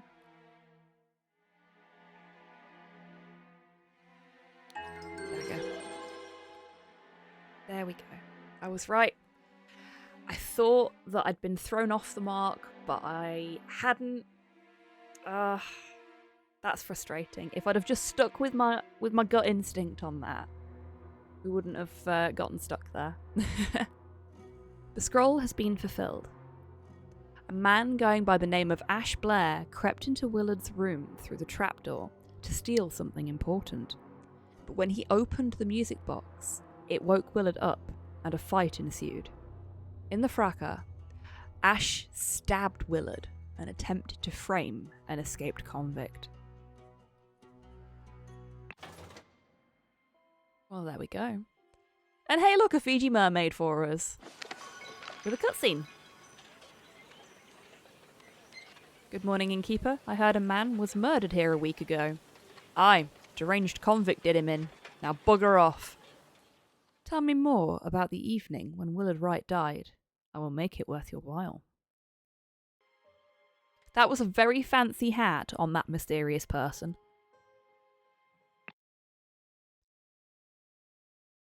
The intoxicating dinner party.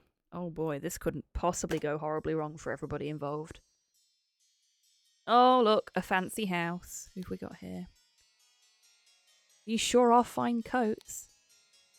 An expensive cigar. Little Pip, run to the city and grab me some Ash Blair tobacco and a bottle of gin. I will pay you when I am back. David. So Ash Blair was a fake name that he got off a tobacco packet. Good to know. Plot twist, the Three Musketeers are now getting involved, judging by those hats. Yep, it certainly looks that way, doesn't it?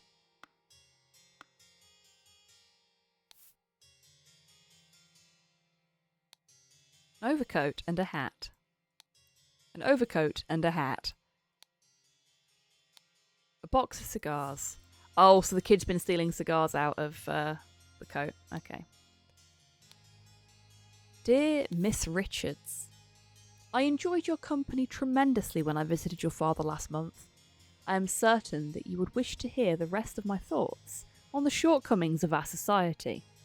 I invite you and your father to a dinner on April 8th at my manor. Sincerely, Edmund Cloudsley. Dear Mary, here is something for your diary from me. For you I would fight a tiger and win. Peter Batley, 1788, March 5th. Oh, we're 2 years in the future. We are indeed. That's cute.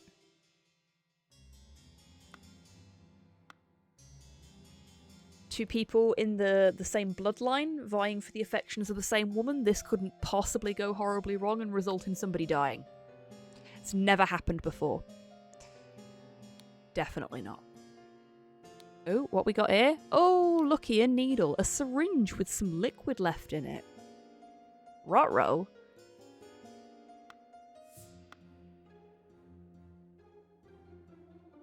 Okay, nothing else here.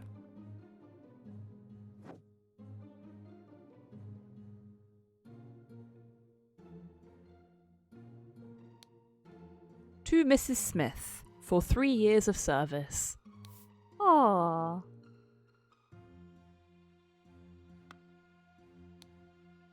Thank you, dear. No, I threw it out. I do not read such dirty literature anymore. I do hope our master's guests are satisfied and that Brian served everything as instructed. Small, simple key. Anymore. Yeah, she's off the porno now.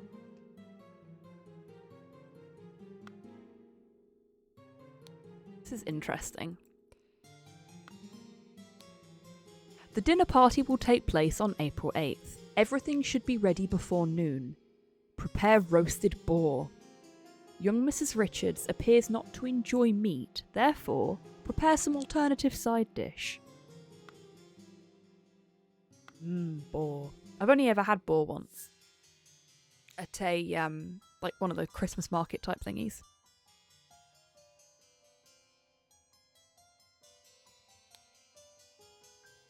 She's doing No Nut November. Mrs. Smith. 2 eggs and a pot of tea each breakfast. No heavy food for dinner. You are responsible for little Pip doing all his errands. Mr. Walker.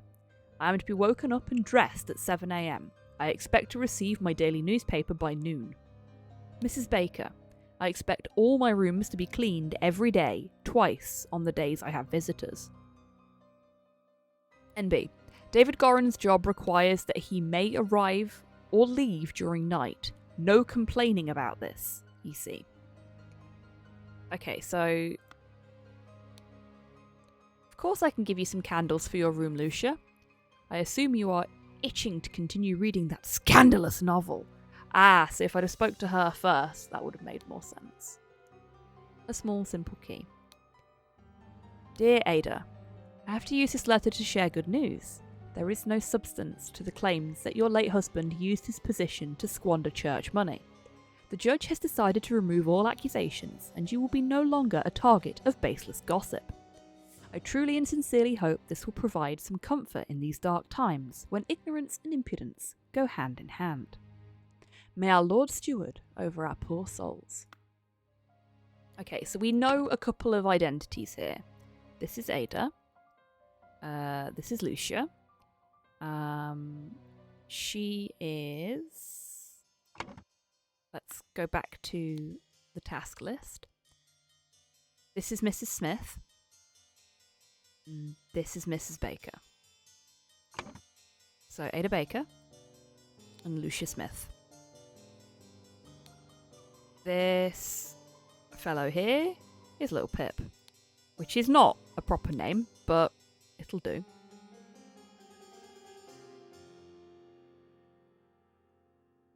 This is interesting. I wonder what we do with this. Is this where the people are? It can't be, because there's no space for Little Pip there. We'll figure that out when the time comes, I suppose. So Mr. Walker is going to be Brian Walker, when we find out who he is.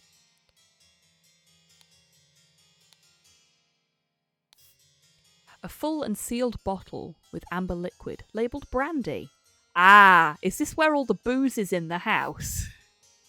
Full and sealed bottles with red liquid, labelled wine. I bet it is. No, it won't let me put them in there. Okay. That's a shame.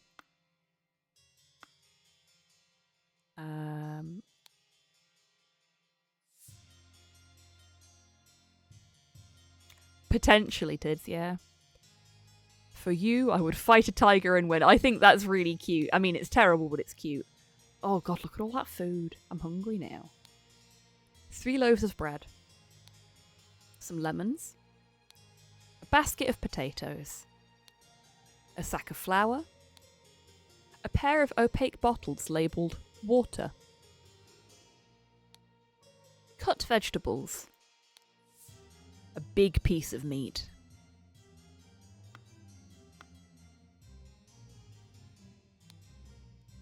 The door to the outside. Not locked.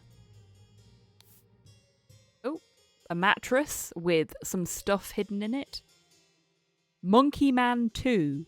Tooth for tooth. Monkey Man 1. Versus Striped Dark Hand. I think I see how this is going.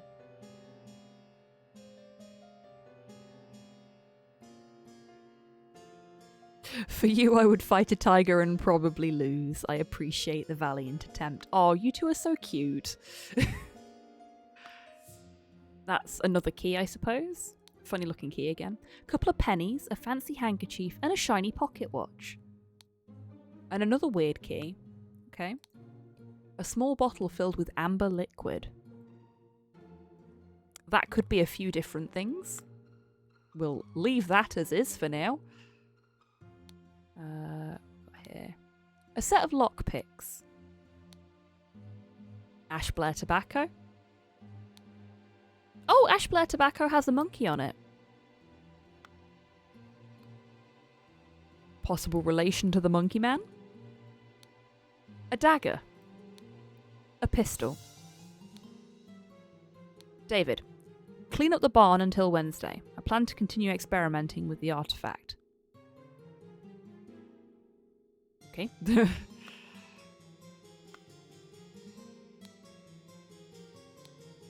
A stack of candles. April 7th. Dear Diary, this has been an ordinary day mostly spent in preparation for tomorrow's dinner event. I do believe the time has come for me to ask for a raise in salary. After all these years, I have loyally worked here. It is a difficult conversation to be had, but I will strengthen my will and talk to Master about it tomorrow. Oh, I bet she's super fucking sour about getting that little cow pot instead. Hortius, the wise slave. Fables about rulers that make you think.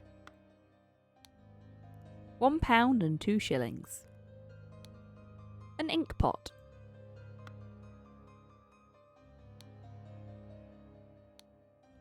A sealed pot labelled print paint. Down with parasites. Too long, they have feasted on our blood and sweat. Yes! Up the workers! Love to see it. Let's get some civil disobedience going on in here.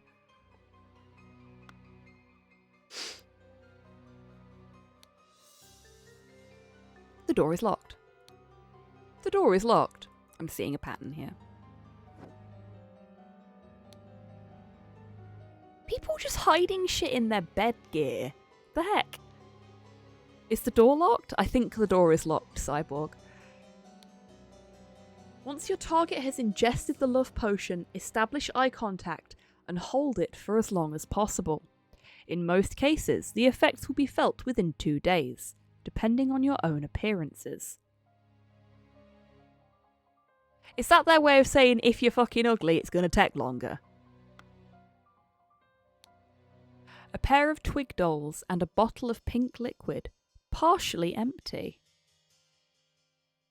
It's a bit rude, isn't it, Tids? I mean, beauty is in the eye of the beholder, for one thing. Oh goody, another knife! Mademoiselle. The laceless count. The besmirched lover of Lusitania. I will not change the rule that the staff member who has worked here the longest gets the bottom room. Do not bother me with such nonsense again. 4 shillings and a penny.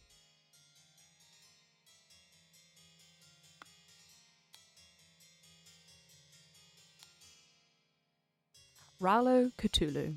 Star Child. Remember to take the 4th one from every row. Oh. That's cryptic. A stack of candles. No one ever says beauty is in the eye of the owl bear, do they? Bravo, Torpor.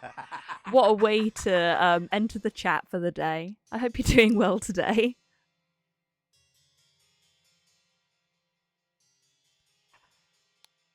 An ink pot. 3 shillings and 2 pence.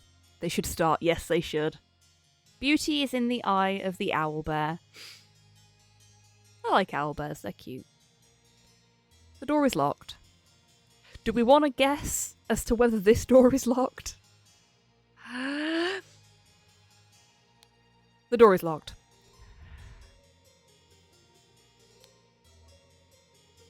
Dr. Abram Anderton, Secret Codes. Such trivial ciphers as reading only the first word of every line are easy to produce on short notice, but extremely unsafe and easy to decode. Consider this simple example. Money as a denominator of value has evolved and changed a lot. Still in savvy hands, it is a powerful tool. Money has changed hands. Hello, Rocket! I had lost hope. I'm glad you have audio now. What happened? Was it headphones or something not working? I'm glad it's back now, whatever was causing it.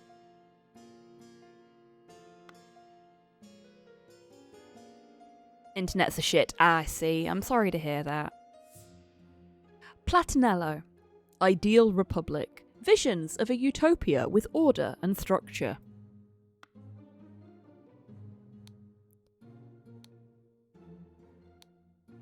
Due to the sensitivity of your stomach, I advise abstaining from alcohol for the next month. Also consider a glass of peptic tonic before eating to avoid upsetting your digestive system.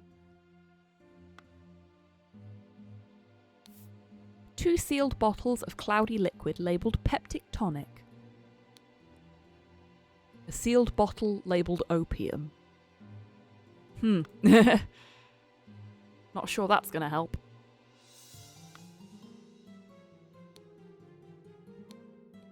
Dear Edmund, this cannot continue.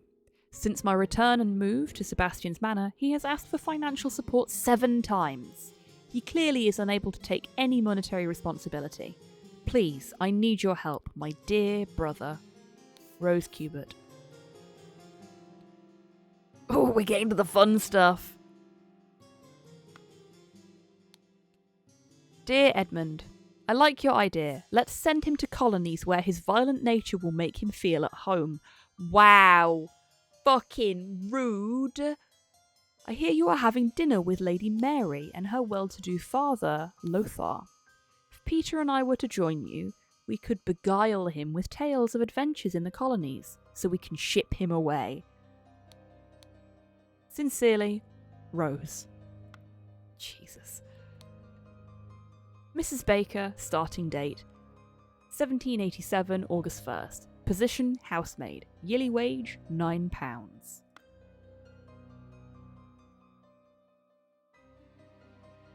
Okay, looks like that's everything here. Or not? What have I missed here? Oh, Peter. There we go. Better. Got a little wall safe here. Oh, look, it's the idol. You're not supposed to have that.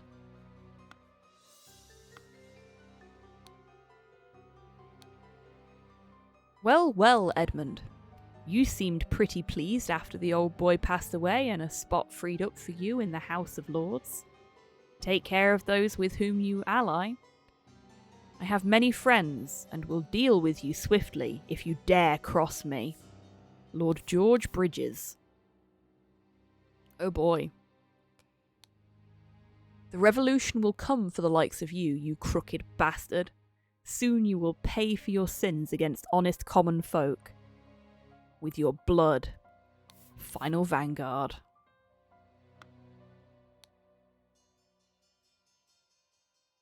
Edmund Cloudsley.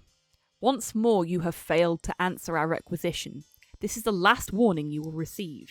Your transgressions against us demand amends. The only course of action you have is to surrender yourself to our justice.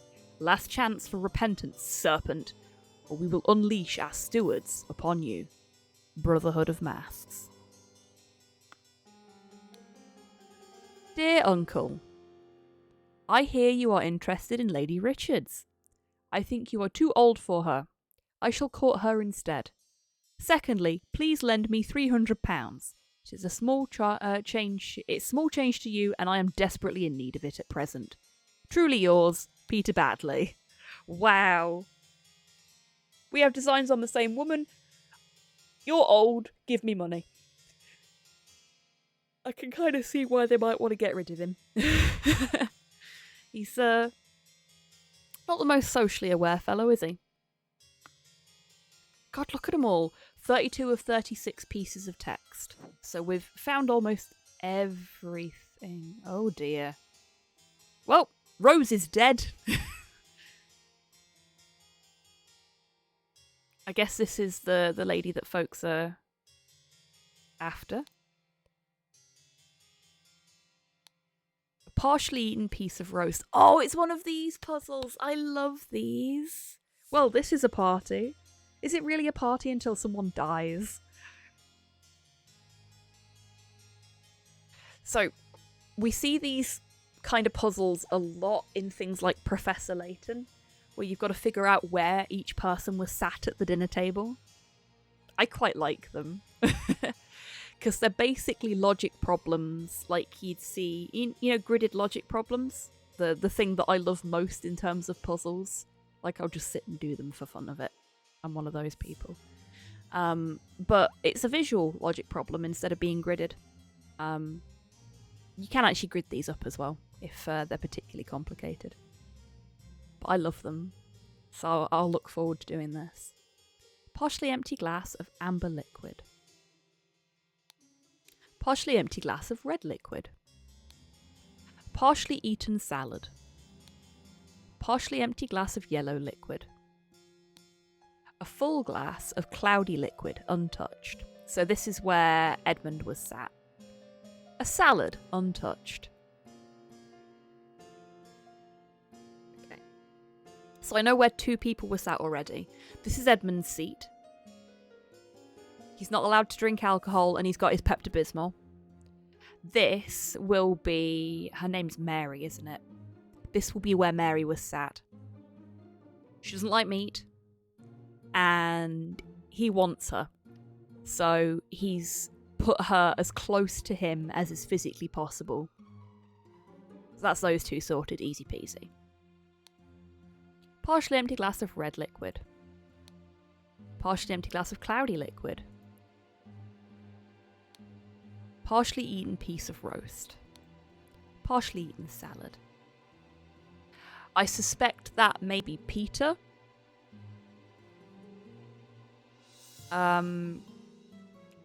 Drinking the Pepto-Bismol to look cool, for want of a better description. It's easier, isn't it? I mean, it's not Pepto-Bismol, obviously, but potato, potato.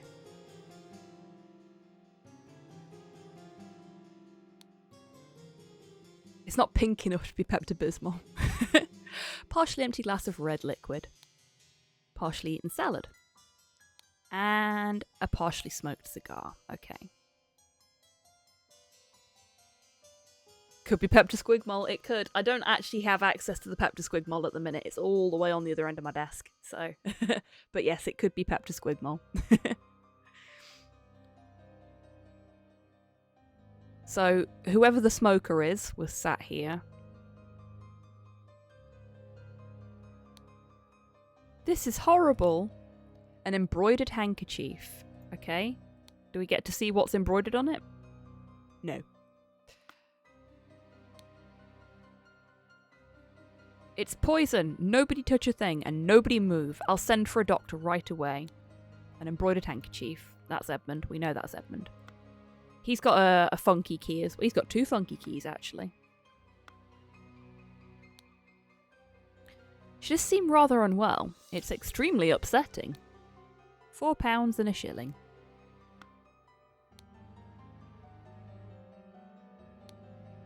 The lady is not breathing and her face is blotched. She's also got stuff hanging out of her mouth. His wig's upsetting, that's true. A fan. £4. Rings with various gemstones. I was watching on my phone earlier and couldn't really tell, but these are some Barnets. They are, aren't they? They've got the big hair thing down. You killed my aunt, you devil. I should execute you on the spot. A pack of cards. Oh my god, he brought cards with him so he could gamble while he was here. £2. A fork, which he is jabbing in the direction of Mr. Walker? Is it? Brian Walker? Oh my lord, this has nothing to do with me. Note to self, if you get frustrated when working, remember the tale about the rich lord who married his donkey, and you will feel better.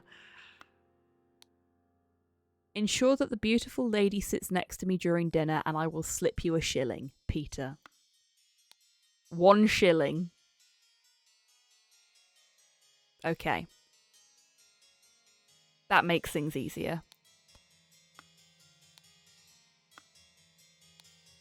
3 keys. Okay, so we're going to do a bit of thinky, because we've got all the people now. We know that's Rose, so we'll do that. Ah. Seating arrangements. Marvellous. That's Edmund. It's almost certainly Edmund.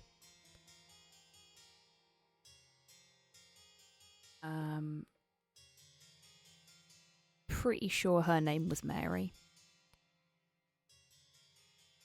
That's Peter Batley.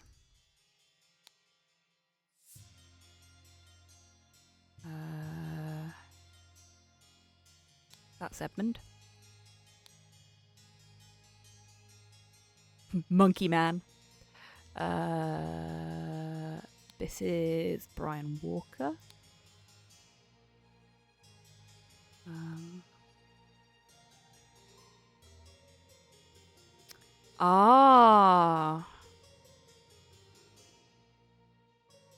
We've got a bunch of books and stuff.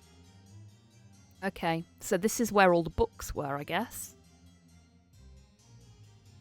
Or the books that different people in rooms were reading, perhaps?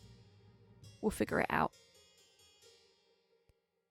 So that must be Lothar.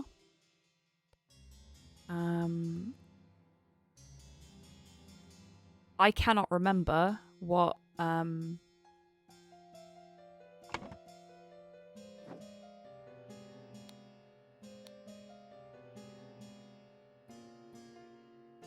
Lady Mary. Not that one.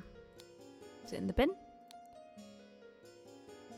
That's the Brotherhood one. This one? No, that's George Bridges. Lady Richards, there we go. So, Richards and Richards. That's all the names filled in correctly. Awesome.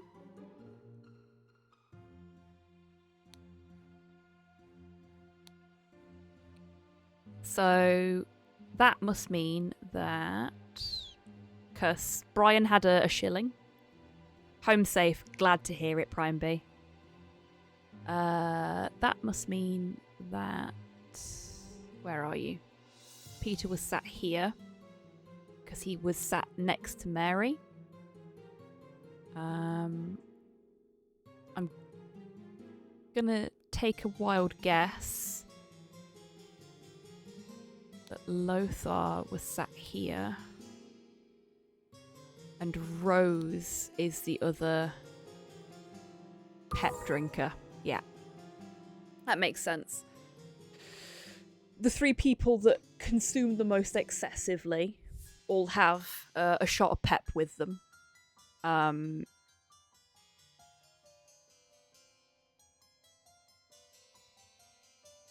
And we knew that Mary wasn't fond of meat. So it's likely that her father would be in the same boat. Yeah, there we go. That's everybody arranged at the table correctly, which is nice. We'll get this bit filled out because we know this is...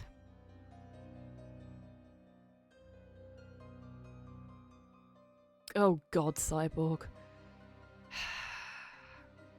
You filthy animals.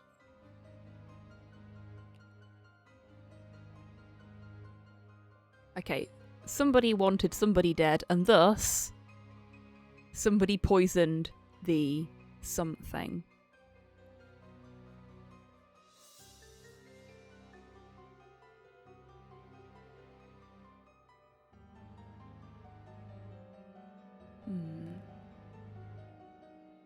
What did they poison, though?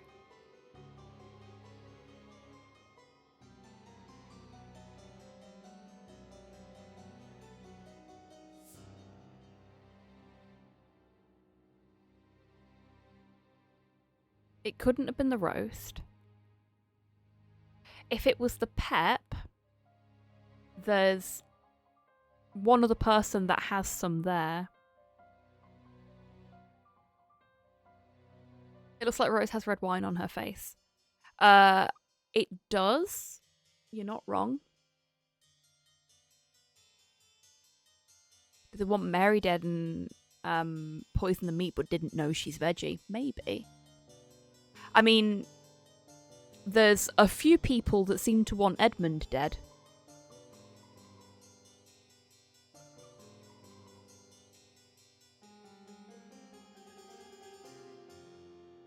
Let's have another look at the table.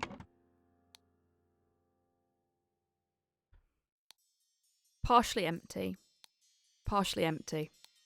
Partially empty. Oh, his isn't...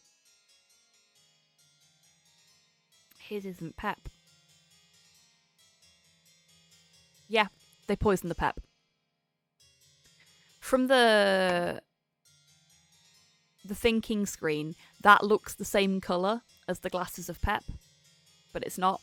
It's he'd got wine and brandy, because of course he had. But Edmund's not touched his cloudy liquid. his peptic tonic. Rose has had some of hers, so yeah, they've poisoned the pep.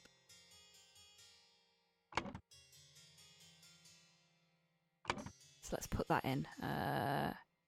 Poisoned the tonic and hid the necessary key in either a mattress or a pillow, I think, are our options there. Mattress. So there wasn't one in the... Oh, there was one in a pocket, actually. We'll have to go and have a look at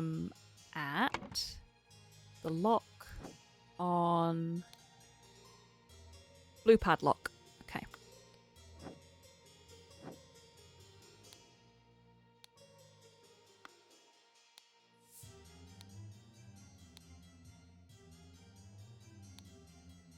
Yeah, no keys in the pockets. Okay.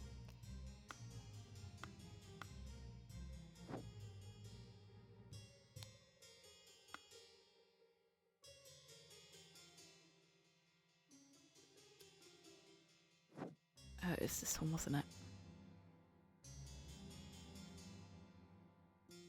Not in there. Oh, there was... Oh, it's this mattress here.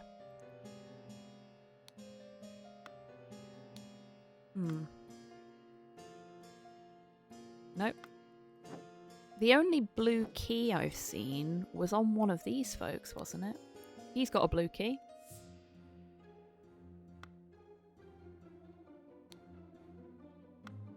I think he does as well. Yeah, he's got a blue key. But you'd expect him to have a blue key.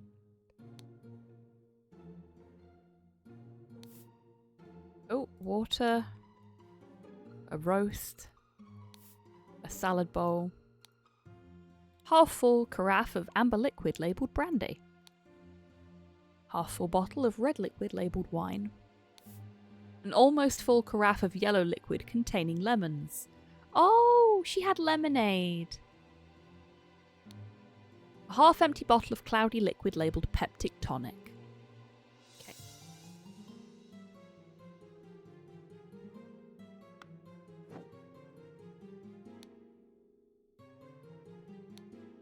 Remember to take the fourth one from every row.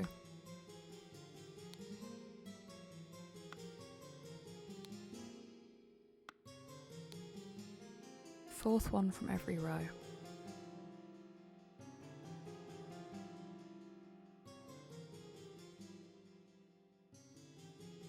It's not that. Okay. So I'm thinking the remember to take the fourth one from every row is in reference to the Book of Ciphers that we saw.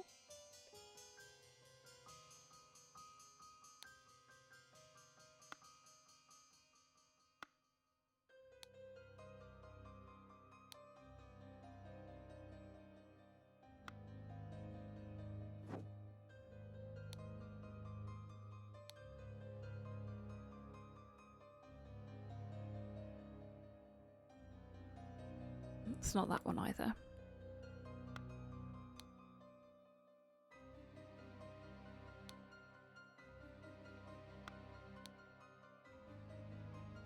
It won't be that one.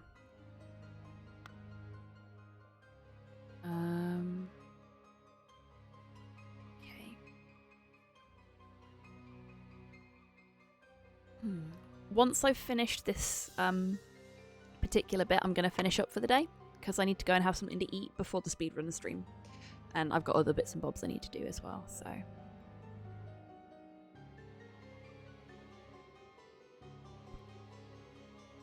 Oh, okay, we never filled this out. Let's...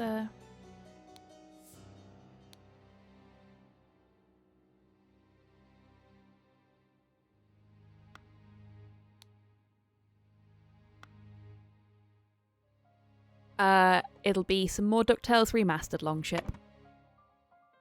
Until I bite the bullet and actually learn a different speedrun. Oh, didn't see that there. Oh, hello. Oh. Oh, I am such a fool. Okay, we're looking for a key that has 2 double-sided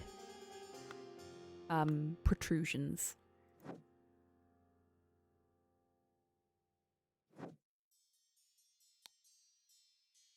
Like this one.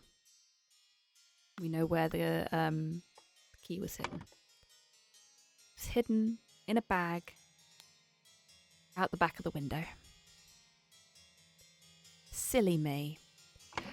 I'm going around looking for a blue key. They wouldn't use an original key. They'd make a copy. Silly rookie mistake, that. Shame on me. Okay, so we need to identify who stays in each room. This one... This is David. We know that for sure. So... David. David's surname is Goran, if I'm not mistaken.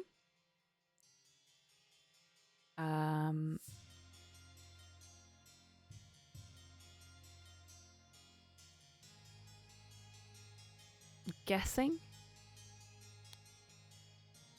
Or is it just staff? Let's take that out for now.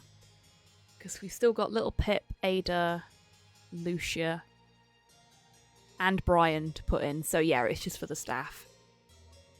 I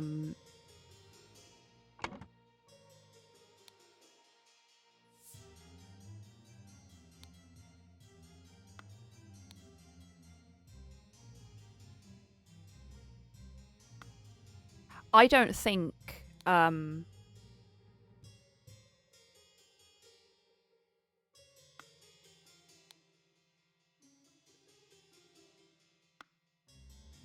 Lucia doesn't have any candles in her room, so that's not her room. Oh, I can zoom in. I did not realize I could do that.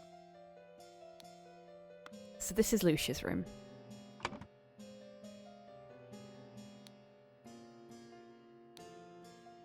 This is Ada's room. How goes the poisoning?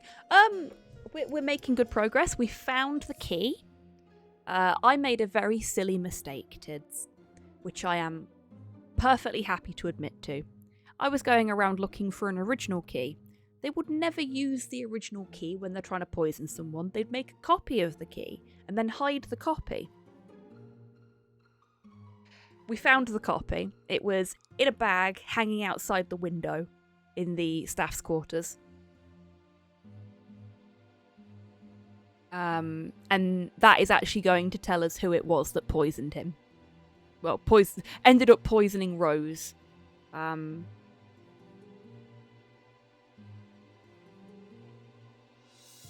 I think I know the answer anyway. So we've got Lucia, David, and Ada. Brian is the longest serving member of staff, which means he has the topmost room. And little Pip's over here, I think. Oh, no. It's Brian over there. Little Pip's there. No, I've got them wrong. Okay. We'll take those off. Oh, I can right click. Lovely.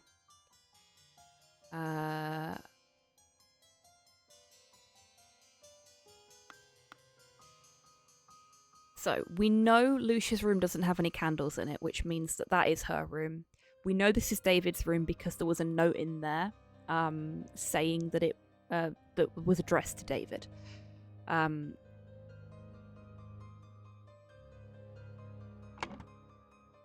There is a note somewhere. I will not change the rule that the staff member who has worked here the longest gets the bottom room.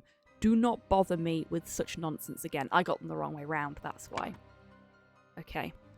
So... Ada goes at the top. Brian goes at the bottom. And Pip. There we go. Just got them back to front. Easy mistake to make. Sometimes you have to go back and reread things. Nothing wrong with that. So now we just have to deduce what exactly the fuck happened. And there we go, look. There's the window with the string tied to it. The bag hanging down here with the key in it.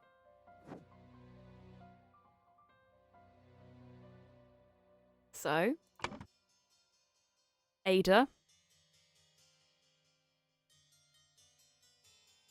it would seem, wanted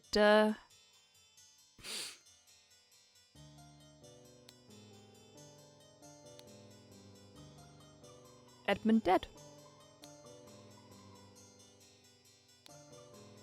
Oh, actually, maybe not.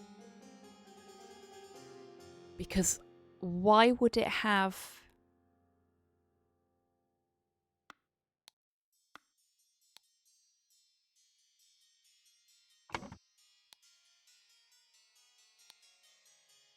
Star Child. Fourth one from every row. Fourth one from every row. We still haven't figured out what that actually is for.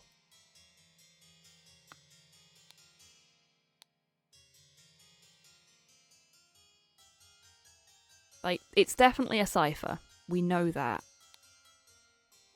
Couldn't be anything else. Ada's letter. Yes, but where is Ada's letter? That's a letter from Rose. Miss Baker starting date. Oh, that's so that we... On her, wasn't it? Oh, was it? Thank you, Tids. It was. 1, 2, 3, 4. 1, 2, 3, 4. This substance. To remove target. 1, 2, 3. Sincerely. Dark hand. Steward. There we go. Thank you. Thank you, Tids. Dark hand steward. Wanted Edmund Cloudesley dead. There we go. Oh no.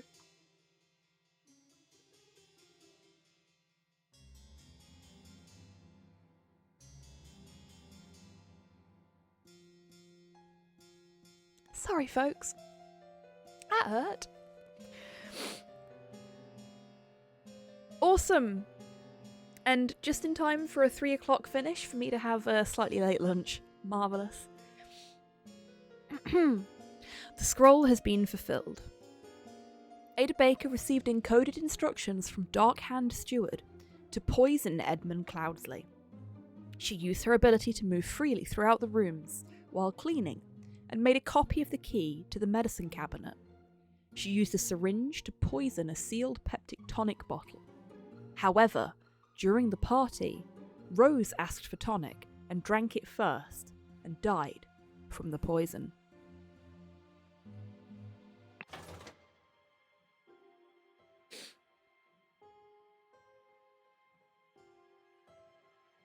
It feels really wrong to leave part of chapter 2 unfinished. Okay. I need your opinions, folks.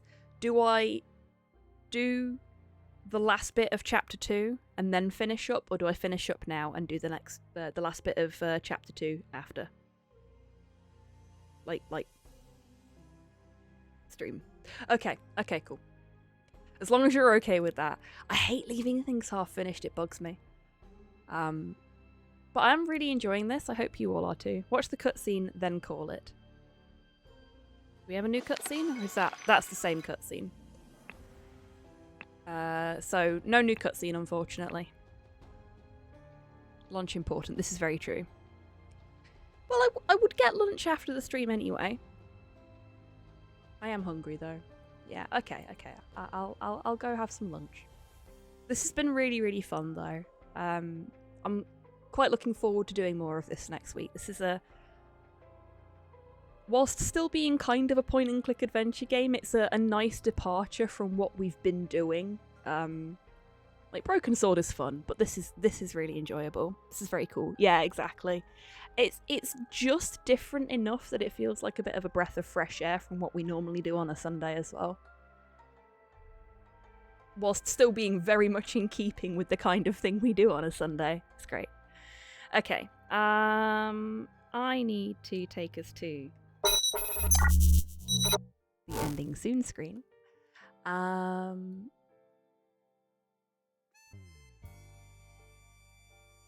exit the game.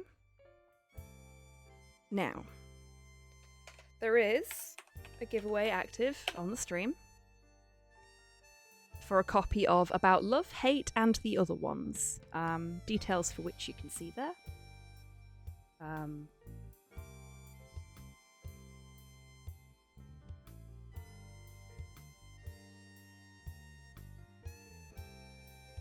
I can see one person has entered. If anybody else wants to give Tids a run for its money, now is your chance. Exclamation mark ticket will get you your entry. You can purchase up to 10 tickets with your channel points that you've accrued just by watching the stream. By typing exclamation mark ticket and a space and then the number, as Tids has done there, up to the value of 10. You can if you want, Cypher. It's not fun if it's easy, right? But yeah, so if anybody wants a copy of this game, now is your last chance. You have 5, 4, 3, 2, 1, and a little bit for the lag. The giveaway is closed. And the winner, with a 100% chance to win, is Tids. I'll send you the code in a little bit after I've grabbed some lunch. As is good and proper. Goodbye. I'm sure I will, and thank you for being here, Torpo. It's been lovely to have you. Right.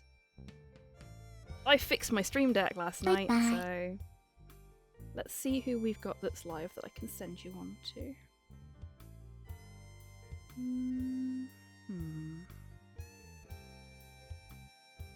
Oh, it's a bit quiet today.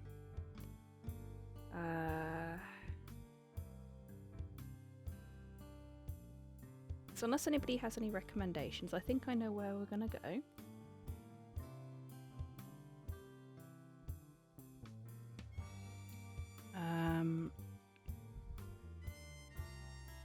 Yeah, okay.